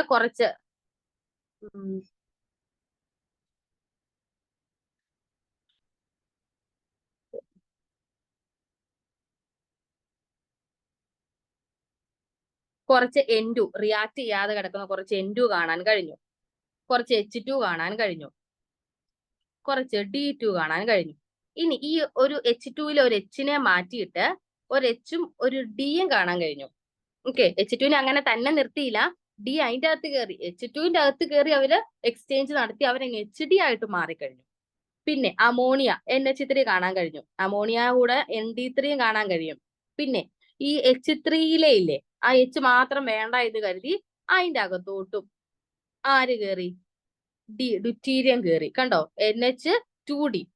ഇനി ഒരു Hഉം കൂടെ മാറ്റി എനിക്ക് കയറാമല്ലോ എന്ന് അവർ ചിന്തിച്ചപ്പോൾ അവര് എന്തായിട്ട് മാറി? NH_D2 ആയിട്ട് മാറി. കണ്ടില്ലേ? അപ്പൊ ഇത്രയും മിക്സ്ചർ N2 കിട്ടി, H2 കിട്ടി, HD കിട്ടി, D2 കിട്ടി, NH2D കിട്ടി, NH_D2 കിട്ടി, NH3 കിട്ടി, ND3 കിട്ടി. അപ്പോ ഒരു മാസ് സ്പെക്ട്രോമീറ്റർ എടുത്തു കഴിഞ്ഞപ്പോൾ എനിക്ക് ഇത്രയും മിക്സ്ചേഴ്സിനെ അതിൻ്റെ അകത്ത് കാണാൻ കഴിഞ്ഞു. ഓക്കെ, അപ്പൊ അത് എന്തുകൊണ്ടാണ് എനിക്ക് ഇത്രയും പേര് അങ്ങ് കാണാൻ കഴിഞ്ഞത്? Hഉം Dയും തന്നെത്താനെ നിന്നിരുന്നെങ്കിൽ എനിക്ക് ഇങ്ങനെ ഒരു ഇത്രയും വലിയൊരു കാര്യം കാണാൻ കഴിയുമായിരുന്നോ? ഇല്ലല്ലോ. അപ്പൊ ഇവിടെ എന്ത് നടന്നിട്ടുണ്ട്? ഇവിടെ ഒരു എക്സ്ചേഞ്ച് നടന്നിട്ടുണ്ട്. ആരൊക്കെ തമ്മിലാണ്? ഹൈഡ്രജനും ഡ്യൂറ്റീരിയം ആറ്റവും തമ്മിൽ, Hഉം Dയും തമ്മിൽ അവിടെ ഒരു എക്സ്ചേഞ്ച് നടന്നിട്ടുണ്ട്. അതുകൊണ്ടാണ് അവിടെ ആ ഒരു മിക്സ്ചർ എനിക്ക് ഒബ്സർവ് ചെയ്യാൻ കഴിഞ്ഞത്. ഇനി അത് എന്താ, ആ മിക്സ്ചർ ഫോം ചെയ്യുന്ന ആ ഒരു റിയാക്ഷൻ അത് ഫോർവേഡിലും ബാക്ക്വേർഡിലും കണ്ടിന്യൂസ് ആയിട്ട് നടക്കുന്നുണ്ട്. കണ്ടിന്യൂസ് ആയിട്ട് ആ റിയാക്ഷനും ആ എക്സ്ചേഞ്ചും എല്ലാം കണ്ടിന്യൂസ് ആയിട്ട് നടക്കുന്നുണ്ട്. ദാറ്റ് ഈസ് അതൊരു ഡൈനമിക് പ്രോസസ് ആണ്. ഇപ്പൊ ഞാൻ പറയുവാണ്, അവിടെ ഇക്വിലിബ്രിയത്തിൽ എത്തിക്കഴിഞ്ഞാൽ റിയാക്ഷൻ എല്ലാം സ്റ്റോപ്പ് ചെയ്തു, എല്ലാവരും കാര്യം എല്ലാം കഴിഞ്ഞത് റൂമൊക്കെ അടച്ചുപൂട്ടി അവർ പോയി എന്ന് വെക്കാം. അങ്ങനെയാണെങ്കിൽ എനിക്ക് ഈ ഒരു എക്സ്ചേഞ്ച് കാണാൻ കഴിയുമായിരുന്നോ? നിങ്ങൾ ചിന്തിച്ചേ, N2 H2 കൂടെ ചെയ്ത് NH3 ആയിട്ട് ഒരു ഇക്വിലിബ്രിയത്തിൽ നിൽക്കുന്നു, N2 ഉം D2 ഉം തമ്മിൽ ഇക്വിലിബ്രിയത്തിലായിട്ട് ND3 നിൽക്കുന്നു. അപ്പൊ അങ്ങനെയുള്ള ഒരു കേസിൽ എനിക്ക് NH2D എന്നൊരു കോമ്പൗണ്ട് കാണാൻ കഴിയുമോ? ഇല്ല. അപ്പൊ എനിക്ക് പറയാൻ കഴിയും, ഇക്വിലിബ്രിയത്തിൽ എത്തി എന്ന് വെച്ച് റിയാക്ഷൻ അവിടെ സ്റ്റോപ്പ് ചെയ്യുന്നില്ല, റിയാക്ഷൻ അവിടെ കണ്ടിന്യൂസ് ആയിട്ട് നടക്കുന്നുണ്ട്. അവിടെ എന്ത് നടക്കുന്നുണ്ട്? അവിടെ റിയാക്ഷൻ കണ്ടിന്യൂസ് ആയിട്ട് നടക്കുന്നുണ്ട്. അതുകൂടാതെ അവിടെ ഒരു എക്സ്ചേഞ്ച് ബിറ്റ്വീൻ എന്നും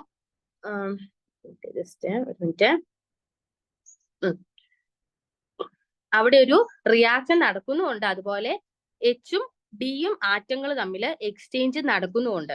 അപ്പം റിയാക്ഷൻ ഇക്വിലിബ്രിയത്തിൽ എത്തിക്കഴിഞ്ഞാലും അവിടെ എന്ത് നടക്കും? കണ്ടിന്യൂസ് ആയിട്ടുള്ള ഫോർവേഡ് ബാക്ക്വേർഡ് റിയാക്ഷൻ നടക്കുന്നുണ്ട്. Exchange of hydrogen deuterium atoms ഒക്കെ നടക്കുന്നുണ്ട്. ഓക്കെ, അപ്പൊ ഇതെന്താണ്? ഇവിടെ ഒരു ഡൈനമിക് ഇക്വിലിബ്രിയം ആണ്. അവിടെ കെമിക്കൽ റിയാക്ഷൻ എന്താണ് നടക്കുന്നത്? ഒരു ഡൈനമിക് ഇക്വിലിബ്രിയം ആണ്. അതുപോലെ റേറ്റ് ഓഫ് ഫോർവേഡും റേറ്റ് ഓഫ് ബാക്ക്വേർഡും ഈക്വലും ആണ്. അതുപോലെ അവരുടെ ഓവറോൾ കോൺസെൻട്രേഷൻ എന്ന് പറയുന്നത് എന്താണ്? കോൺസ്റ്റന്റും ആണ്. നമ്മൾ ഫിസിക്കലിൽ പറഞ്ഞ അതേ കാര്യം തന്നെയാണ് കേട്ടോ. ഇനി ഈ ഒരു ഗ്രാഫ് നോക്കിക്കേ. അതിന് മുന്നേ ഞാൻ ഒരു കാര്യം കൂടെ എഴുതാം.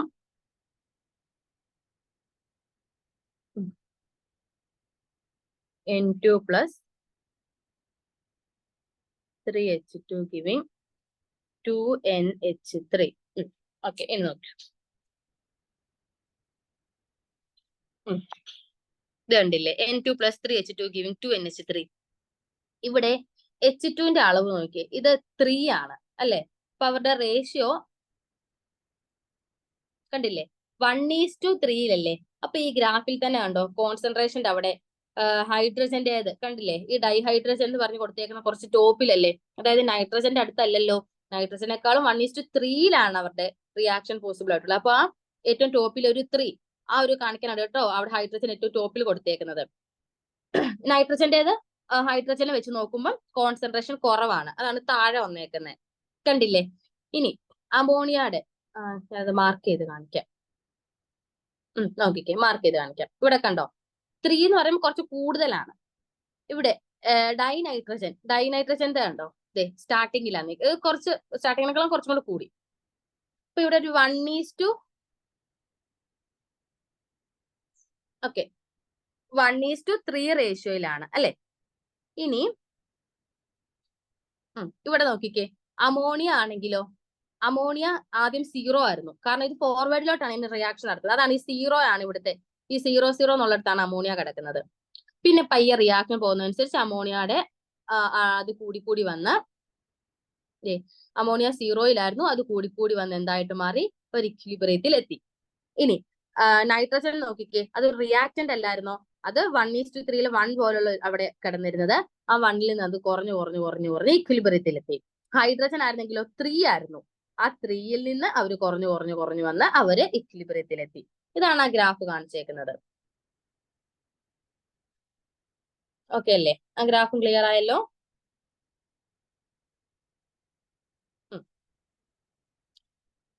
ഇനി ഞാൻ ഈ പറഞ്ഞ ഡ്യൂറ്റീരിയത്തിന്റെ കാര്യം തന്നെയാണ് പറഞ്ഞേക്കുന്നത്. ഇനി വേറൊരു കാര്യം കൂടെ, ഞാൻ നേരത്തെ A+B ഗിവിംഗ് C+D പറഞ്ഞപ്പോ ഞാൻ പറഞ്ഞില്ലേ, എയും ബിയും റിയാക്ട് ചെയ്തിട്ട് സിയും ഡിയും കിട്ടിയാലും തിരിച്ച് സിയും ഡിയും എന്നിട്ട് എന്നോട് റിയാക്ഷൻ ചെയ്യാൻ പറഞ്ഞാലും എന്നെ കൊണ്ട് പോസിബിൾ ആണെന്ന്. അതാ പറഞ്ഞേക്കുന്നത്. നമുക്ക് 2 സൈഡിൽ നിന്നും, അതായത് 2 ഡയറക്ഷനിൽ നിന്നും നമുക്ക് ഇക്വിലിബ്രിയം അറ്റൈൻ ചെയ്യാൻ കഴിയും.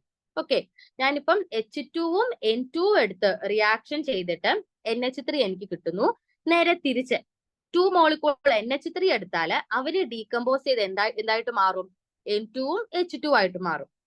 ഓക്കെ, അപ്പൊ അതായത് 2 സൈഡിൽ നിന്ന് നമുക്ക് റിയാക്ഷൻ എന്ത് ചെയ്യാൻ പറ്റും, റൺ ചെയ്യിക്കാൻ കഴിയും. ഓക്കെ അല്ലേ? ഇവിടെ 2NH3 ഗിവിംഗ് N2 + 3H2. ഇനി ലാസ്റ്റ് ഒരു എക്സാമ്പിളും കൂടെ എനിക്ക് പറയാനുണ്ട്. ഇപ്പൊ ഈ ഒരു എക്സാമ്പിൾ എല്ലാവർക്കും ക്ലിയർ ആണല്ലോ.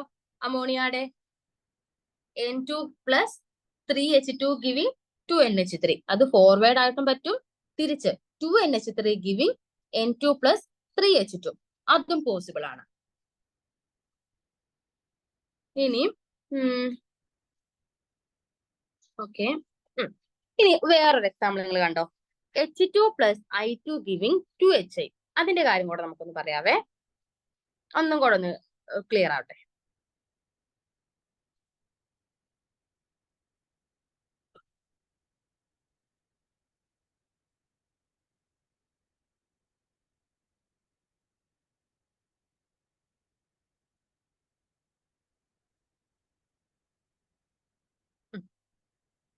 H2 + I2 giving 2HI. ഇവിടെ ഞാൻ ഒരു ഇനീഷ്യൽ കോൺസെൻട്രേഷൻ H2I2 എടുത്തു, എന്നിട്ട് റിയാക്ഷൻ ഫോർവേഡിലോട്ട് നടന്നു.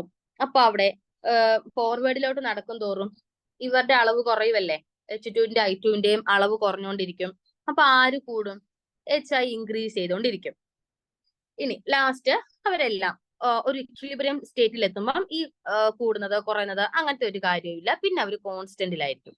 ഓക്കെ, ഇനി നേരെ തിരിച്ച് 2HI giving H2 + I2. Okay, ഈ ഒരു കേസ് നോക്കിക്കേ. അപ്പൊ അവിടെ എനിക്ക് HI മാത്രം തന്നു കഴിഞ്ഞാലും ഈ റിയാക്ഷൻ എനിക്ക് പ്രൊസീഡ് ചെയ്യാൻ പറ്റും. അത് റിവേഴ്സ് റിയാക്ഷനിൽ അങ്ങനെ പ്രൊസീഡ് ചെയ്യുവാണ്. അപ്പൊ അവിടുത്തെ HIയുടെ കോൺസെൻട്രേഷൻ, അപ്പൊ ഇവിടുത്തെ ഇങ്ങോട്ട് നോക്കുമ്പോൾ ഇവിടെ HI കുറയുവാണ് അല്ലെ, റിവേഴ്സ് റിയാക്ഷനിൽ HI കുറയും, H2I2 കൂടും. ഓക്കെ, HI കുറയും, H2I2 കൂടും, ആണ് റിവേഴ്സ് റിയാക്ഷൻ നടക്കുന്നത്. ഇനി അവിടെയും എപ്പോൾ വരെയാണ് ഇങ്ങനെ ഈ കൂടുന്നത് കുറയുന്നത്, ആ ഒരു ചേഞ്ച് നമുക്ക് ഒബ്സർവ് ചെയ്യാൻ കഴിയുക, ഇക്വിലിബ്രിയം അറ്റൈൻ ചെയ്യുന്നത് വരെ. ഇക്വിലിബ്രിയം അറ്റൈൻ ചെയ്ത് കഴിഞ്ഞാൽ അവിടെ എല്ലാം എന്തായി, അവരെല്ലാം കോൺസ്റ്റന്റ് ആയി. ഓക്കെ, അപ്പൊ എന്റെ കയ്യിൽ ഇപ്പം HI, ഞാൻ H2I2 HI അങ്ങനെയുള്ള കോൺസെപ്റ്റ് എല്ലാം കിട്ടും. HI എന്നുള്ള ആ ആറ്റംസ് തന്നു കഴിഞ്ഞാൽ അവരുടെ ഒരു ടോട്ടൽ നമ്പർ എന്ന് പറയുന്നത് അവിടെ എപ്പോഴും ഒരു കോൺസ്റ്റന്റ് ആയിട്ടായിരിക്കും ഇരിക്കുന്നത്. ഇപ്പൊ നമുക്ക് ആ Hഉം Iയും എന്തോരം ഉണ്ടോ അത്രയും റിയാക്ട് ചെയ്തിട്ട് നമുക്ക് സെയിം ഇക്വിലിബ്രിയം മിക്സ്ചർ ഒബ്റ്റെയിൻ ചെയ്യാൻ കഴിയും. അതായത് ഇവിടെ ഈ കേസിൽ നിങ്ങളൊന്ന് നോക്കിക്കേ, ഈ H2ഉം I2ഉം ഈ കേസിൽ ഇവിടെ റിയാക്റ്റന്റ് ആണ്. ഈ കേസിൽ പക്ഷേ പ്രൊഡക്റ്റ് ആണ്. അപ്പൊ അത് എന്തോ ആയിക്കോട്ടെ, ഒരു പർട്ടിക്കുലർ റിയാക്റ്റൻസ് അവര് നമുക്ക് തന്നെ H2I2ഉം ഒരു കേസിൽ റിയാക്റ്റന്റ് ആയിട്ട് ആക്ട് ചെയ്യും, മറ്റേ കേസിൽ ഒരു പ്രൊഡക്റ്റ് ആയിട്ട് മാറുന്നു. അപ്പൊ ഏത് കേസിലാണെങ്കിലും ഇക്വിലിബ്രിയത്തിൽ എത്തിക്കഴിഞ്ഞാൽ ഓരോ സ്പീഷീസിന്റെയും കോൺസെൻട്രേഷൻ എന്തായിരിക്കും? ഫിക്സഡ് ആയിരിക്കും. ഒന്നുകൂടി ഞാൻ പറയാം, ഇവിടെ H2I2 അല്ലെങ്കിൽ HI എന്ന് പറയുന്നവരുടെ റോൾ മാറിക്കൊണ്ടിരിക്കുവാണ്. ഫോർവേഡിൽ റിയാക്റ്റന്റ് ആയിട്ടിരുന്നവര് ബാക്ക്വേഡിലാവുമ്പോൾ അവർ പ്രൊഡക്റ്റ് ആയിട്ട് മാറുമല്ലേ. അങ്ങനെ എന്ത് റോൾ അവർക്ക് ക്യാരി ചെയ്താലും ഇക്വിലിബ്രിയത്തില് ഓരോ സ്പീഷീസിന്റെയും കോൺസെൻട്രേഷൻ എന്തായിരിക്കും? ഒരു ഫിക്സഡ് ആയിരിക്കും. അതാണ് നമുക്ക് ലാസ്റ്റ് നമുക്ക് ഒരു ഡയഗ്രാം ഉണ്ട്. ആ ഡയഗ്രാം നോക്കുമ്പോൾ നമുക്ക് കുറച്ചും കൂടെ ക്ലിയർ ആകും ആ ഗ്രാഫ് കാണുമ്പോൾ.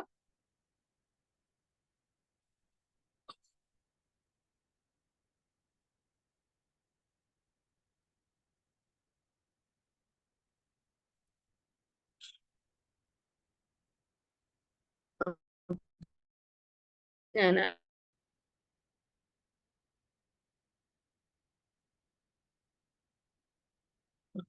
സോറി. ഓക്കെ.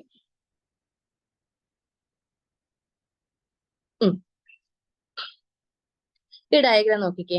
ഈ ഡയഗ്രത്തില് ഇങ്ങോട്ട് ടൈം പോവാണ്, ഇങ്ങോട്ട് കോൺസെൻട്രേഷനുമാണ്. ഓക്കെ.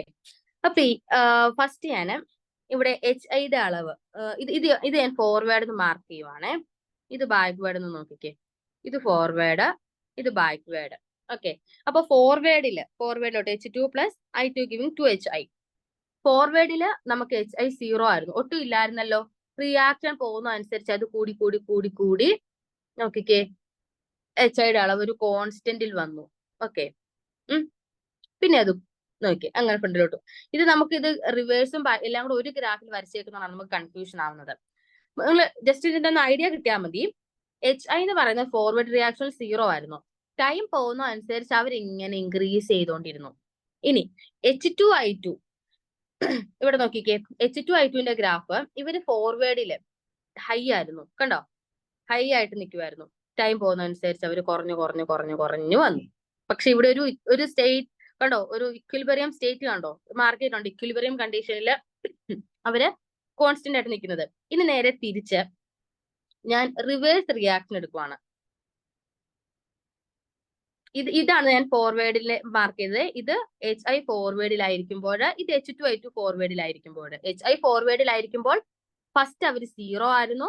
ടൈം പോകുന്ന അനുസരിച്ച് അവർ കൂടി കൂടി കൂടി ഒരു കോൺസ്റ്റന്റ് വാല്യൂവിൽ എത്തി. ഇതെന്ന് പറയുന്നത് ബാക്ക്വേഡിന്റെ ഏരിയ ആണ്. ഇതിപ്പോ നിങ്ങൾ ഇത്രയും ഈ ഏരിയ മാത്രം നോക്കിയാൽ മതി. ഇത് ഇത്രയും വരെയാണ് ഫോർവേഡിന്റെ ഏരിയ, ഇത് ഇത്രയും ബാക്ക്വേഡിന്റെ ഏരിയ. നിങ്ങൾ ഈ ഫോർവേഡിന്റെ ഏരിയ ഇക്വിലിബ്രിയത്തിന്റെ ലെഫ്റ്റിലോട്ട്, ഇക്വിലിബ്രിയം കാണിച്ചേക്കുന്ന ആ ഡോട്ടഡ് ലൈൻ കണ്ടോ? സോറി, ആ ഡോട്ടഡ് ലൈന്റെ ലെഫ്റ്റിലോട്ട് നോക്കിക്കേ. ആ ലെഫ്റ്റിൽ നോക്കിയിട്ട് ഇനി HIനെയും H2I2നെ ഞാൻ പറയുന്ന പോലെ ഒന്ന് ഒബ്സർവ് ചെയ്യാം. ഇവിടെ ടൈം 0 ആയിരുന്നു. ടൈം 0 ആയപ്പോൾ ഫോർവേഡ് റിയാക്ഷൻ എന്തായിരുന്നു? H2 + I2 giving HI. HI എന്ന് പറയുന്ന പ്രൊഡക്റ്റ് ആയിരുന്നു. ആ പ്രൊഡക്റ്റ് ആദ്യം 0 ആയിരുന്നു.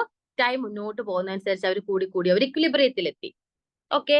ഇനി H2I2 ഫോർവേഡ് റിയാക്ഷനിൽ അവർ എന്തായിരുന്നു? റിയാക്റ്റൻസ് ആയിരുന്നു.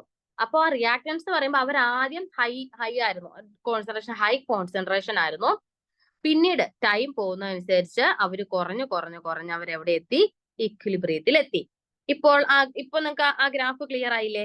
ഫോർവേഡിന്റെ ഗ്രാഫ് ക്ലിയർ ആയില്ലേ? ഞാൻ ഇതെല്ലാം ഒന്ന് റൈസ് ചെയ്തിട്ട് ബാക്ക്വേഡിന്റെ പറഞ്ഞുതരാം. ഓക്കെ. എല്ലാം കൂടെ കൺഫ്യൂഷൻ ആവുന്നുണ്ടല്ലേ?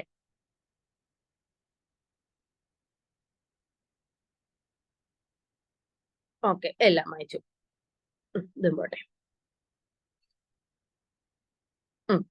ഇത് ഫോർവേഡിന്റെ കേസ് ചെയ്യാൻ കഴിഞ്ഞു. ഇനി റിവേഴ്സ് റിയാക്ഷൻ ഒന്ന് നോക്കിക്കേ. 2HI giving H2 + I2.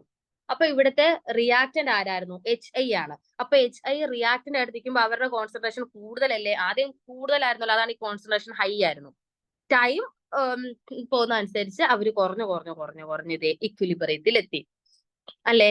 ഇനി നമ്മള് HI ഗിവിംഗ് H2 + I2 അല്ലേ? അപ്പൊ H2I2 അവിടെ എന്തായിരുന്നു? പ്രൊഡക്റ്റ് ആണ്. റിവേഴ്സ് റിയാക്ഷൻ അവർ പ്രൊഡക്റ്റ് ആണ്. പ്രൊഡക്റ്റിന്റെ അളവ് എന്തായിരുന്നു? 0 ആയിരുന്നു. 0 ആയിരുന്നത് ടൈം പോകുന്ന അനുസരിച്ച് അവർ കൂടി കൂടി അവർ ഇക്വിലിബ്രിയത്തിൽ എത്തി അല്ലേ? ഇപ്പൊ ക്ലിയർ ആയല്ലോ. അപ്പൊ എങ്ങനെയാണെങ്കിലും, അതായത് ഫോർവേഡിലായിക്കോട്ടെ ബാക്ക്വേഡിലായിക്കോട്ടെ, ഇവര് ലാസ്റ്റ് എവിടെയാണെന്നാ നിൽക്കുന്നത്? ഇക്വിലിബ്രിയം സ്റ്റേറ്റിൽ വന്നാണ് ഇവരുടെ കോൺസെൻട്രേഷൻ നിൽക്കുന്നത്. അപ്പൊ ഇക്വിലിബ്രിയം സ്റ്റേറ്റിൽ എല്ലാവരും എവിടെയാണ്? അത് ഒരു സെയിം കോൺസെൻട്രേഷനിലായിരിക്കും, അല്ലെങ്കിൽ ഓരോ സ്പീഷീസിന്റെയും കോൺസെൻട്രേഷൻ ഫിക്സഡ് ആയിരിക്കും ഇക്വിലിബ്രിയത്തിൽ, അല്ലെ? കണ്ടോ, ഈ HID ആണെങ്കിൽ ഈ ഒരു ഇക്വിലിബ്രിയം പൊസിഷനിൽ ഒരു ഫിക്സഡ് വാല്യൂ അല്ലേ? H2 I2 ആണെങ്കിൽ കോൺസെൻട്രേഷൻ റിവേഴ്സ് ആയിക്കോട്ടെ ഫോർവേഡ് ആയിക്കോട്ടെ, എവിടെയാണെങ്കിലും അത് കണ്ടോ ഒരു ഫിക്സഡ് വാല്യൂ അല്ലേ? അപ്പൊ ഇതാണ് അവിടെ ആ ലാസ്റ്റത്തെ സെന്റൻസിൽ നിങ്ങൾക്ക് തന്നേക്കുന്നത്. ഓക്കെ, ഇതൊന്ന് എറേസ് ചെയ്തിട്ട് ഞാൻ വരാം.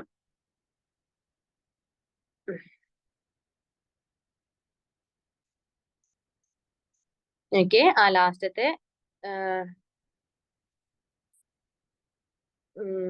കേസില് ഇതേ ഇവിടെ കണ്ടോ, if total number of H and I atoms are same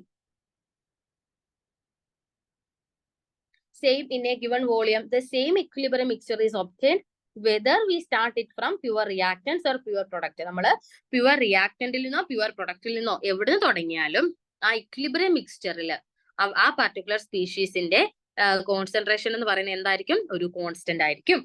okay അല്ലേ? ഓക്കെ, അപ്പൊ നമ്മളിന്ന് ഇത്രയും കാര്യമാണ് ഇവിടം വരെയാണ് പഠിച്ചത് കേട്ടോ.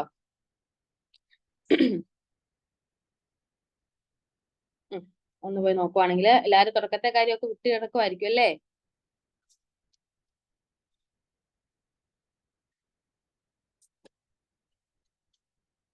ഓക്കെ, ഞാൻ ക്ലാസ് തുടങ്ങിയപ്പോൾ നിങ്ങളോട് പറഞ്ഞ എന്തായിരുന്നു? നമ്മളിത് പഠിക്കാൻ പോകുന്നത് dissolution of solid or gases in liquids. അപ്പം സോളിഡ്സ് ഇൻ ലിക്വിഡില് അതുപോലെ ഗ്യാസസ് ഇൻ ലിക്വിഡില് ആ ഉള്ള ഡിസൊല്യൂഷൻ ആണ് നമ്മൾ, അതിന്റെ ഇക്വിലിബ്രിയം ആണ് നമ്മൾ ആദ്യം കണ്ടത്. സോളിഡ്സ് ഇൻ ലിക്വിഡ്സ് എന്ന് പറയുമ്പോൾ അവിടെ നമ്മൾ ഒരു ടേം പറഞ്ഞു, അത് ഇമ്പോർട്ടന്റ് ആയിട്ട് ഓർത്തിരിക്കേണ്ട ഒരു ടേം ആണ് സാച്ചുറേറ്റഡ് സൊല്യൂഷൻ. എന്താണ് അതെന്ന് വെച്ചാൽ solution when no more of solute can be dissolved in it at a given temperature. Okay, അതിനൊരു എക്സാമ്പിൾ ആയിട്ട് ഷുഗറിന്റെ കാര്യം പറഞ്ഞു. ഇനി റേറ്റ് ഓഫ് ഡിസൊല്യൂഷൻ ഓഫ് ഷുഗറും റേറ്റ് ഓഫ് ക്രിസ്റ്റലൈസേഷൻ ഓഫ് ഷുഗറും ഓർക്കുന്നില്ലേ ഇക്വേഷൻ? ഇനി നമ്മൾ അതെങ്ങനെയാണ് അത് ഒബ്സർവ് ചെയ്യാൻ കഴിയുന്നത്? ഒരു റേഡിയോ ആക്റ്റീവ് ഷുഗർ എടുത്തിട്ട് ഒരു നോൺ റേഡിയോ ആക്റ്റീവിന്റെ അകത്തോട്ട് നമ്മൾ ഡ്രോപ്പ് ചെയ്ത് കഴിയുമ്പം അവിടെ എക്സ്ചേഞ്ച് നടന്ന് ലാസ്റ്റ് ഒരു ഇക്വിലിബ്രിയം കണ്ടീഷനിൽ അവരുടെ റേഷ്യോ എന്തായിട്ട് മാറും? കോൺസ്റ്റന്റ് വാല്യൂ ആയിട്ട് മാറും. ഓക്കെ, ഇനി ഗ്യാസസ് ഇൻ ലിക്വിഡിന് നമ്മൾ ബെസ്റ്റ് എക്സാമ്പിൾ പറഞ്ഞ എന്താണ്? സോഡ വാട്ടർ ബോട്ടിലിന്റെ കേസാണ്. ഗ്യാസസ് ഇൻ ലിക്വിഡ്സിലെ ബെസ്റ്റ് ആയിട്ട് നമ്മൾ പറഞ്ഞത് സോഡ വാട്ടർ ബോട്ടില്. പിന്നെ അവിടെ എന്താ അവിടെ നമ്മൾ ഇമ്പോർട്ടന്റ് ആയിട്ട് ഒരു ലോ പറഞ്ഞു, ഹെൻറീസ് ലോ എന്ന് പറഞ്ഞൊരു ലോ പറഞ്ഞു. ഓക്കെ, ഓക്കെ, ആ ഹെൻറീസ് ലോ ഡിസ്കസ് ചെയ്തു. ഹെൻറീസ് ലോയ്ക്ക് ഒരു ഇക്വേഷൻ പറഞ്ഞു, M=KH×P. KH എന്ന് പറയുന്നത് എന്തായിരുന്നു? Henry's constant. പിന്നെ വേറൊരു റിലേഷനും കൂടെ നമ്മൾ പറഞ്ഞു, M=1/T എന്നൊരു റിലേഷൻ പറഞ്ഞു. ആ എമൗണ്ട് എന്ന് പറയുന്നത് ഇൻവേഴ്സ്ലി പ്രൊപ്പോർഷണൽ ആണ് ടു ദ ടെമ്പറേച്ചർ. ഇനി വേറെ നമ്മൾ ലാസ്റ്റ് എല്ലാം കൂടെ ഒന്ന് സമ്മപ്പ് ചെയ്ത് പറഞ്ഞു, ഓരോ ഇക്വിലിബ്രിയത്തിലും ഏതൊക്കെ ടേം ആണ് കോൺസ്റ്റന്റ് ആവുന്നത് എന്നുള്ളത്. സോളിഡ് ലിക്വിഡിലാണെങ്കിൽ melting point constant, 1 atm pressure constant. Liquid വേപ്പറിലാണെങ്കിൽ vapour pressure constant. Solid in liquid dissolution ആണെങ്കിൽ solubility constant. Gases in liquid dissolution ആണെങ്കിൽ concentration of gas in liquid which is proportional to the pressure of the gas over liquid. അത് Henry's law തന്നെ. ഇനി അതെല്ലാം കൂടെ ഒന്നും കൂടെ ഒന്ന് ക്ലിയർ ആവാൻ വേണ്ടി അവരൊരു ടേബിളില് ഓരോന്ന് മാർക്ക് ചെയ്ത് പറഞ്ഞിട്ടുണ്ട്. ഓക്കെ അല്ലേ? ഇനി അടുത്തത് ഫിസിക്കൽ പ്രോസസ്സിന്റെ കുറച്ച് ക്യാരക്ടേഴ്സ്, ഒരു 5 എണ്ണം അത് നമ്മൾ കണ്ടായിരുന്നു. പിന്നെ നമ്മൾ നമ്മുടെ മെയിൻ ടോപ്പിക്കിലോട്ട് വന്നു തുടങ്ങി. Chemical equilibrium. ആ കെമിക്കൽ ഇക്വിലിബ്രിയത്തിന്റെ കുറച്ച് ക്യാരക്ടേഴ്സ് ഫോർവേഡില് ബാക്ക്വേഡില് പോസിബിൾ ആണ്, റേറ്റ് സെയിം ആണ്, കോൺസെൻട്രേഷൻ സെയിം ആണ്, ഡൈനമിക് ആണ്, ആ എല്ലാ കാര്യങ്ങളും ജനറൽ കാര്യങ്ങള്. പിന്നെ ഒരു റിയാക്ഷൻ വെച്ചിട്ട് A+B ഗിവിംഗ് C+D എന്നുള്ള റിയാക്ഷൻ വെച്ചിട്ട് ചിലപ്പോൾ നിങ്ങൾക്ക് അതിന്റെ അകത്ത് നിന്ന് കൺഫ്യൂസിംഗ് ആയിട്ട് കുറച്ച് ക്വസ്റ്റ്യൻസ് ചോദിക്കാം. നിങ്ങൾ ഇത്രയും കാര്യം ഓർത്തിരുന്നാൽ മതി. എയും ബിയും ഒരുപാടുള്ളപ്പോൾ അവര് ഫോർവേഡ് റിയാക്ഷൻ തരും. ഓക്കെ, ഇനി സിയും ഡിയും അങ്ങ് കൂടുമ്പത്തേനും ആ ഫോർവേഡ് റിയാക്ഷൻ അങ്ങ് കുറഞ്ഞു വന്നിട്ട് അവിടെ ബാക്ക്വേഡ് റിയാക്ഷനുള്ള പോസിബിലിറ്റി ആണ് കൂടിക്കൂടി വരുന്നത്. ഓക്കെ, ആ ഒരു കൺസെപ്റ്റ് ക്ലിയർ ആയി കഴിഞ്ഞാൽ നിങ്ങൾക്ക് ഏത് കൺഫ്യൂസിംഗ് ആയിട്ട് ക്വസ്റ്റ്യൻ ആയാലും നിങ്ങൾക്ക് ചെയ്യാൻ പറ്റും. ഫോർവേഡ് റിയാക്ഷൻ എപ്പോഴാണ് കൂടുക? നമ്മുടെ റിയാക്റ്റൻസ് കൂടുതലായിട്ട് നിൽക്കുമ്പോൾ. ഇനി എന്നോട് ചോദിക്കുവാണ് എന്റെ കയ്യിൽ ഒത്തിരി സിയും ഡിയും ഉണ്ട്,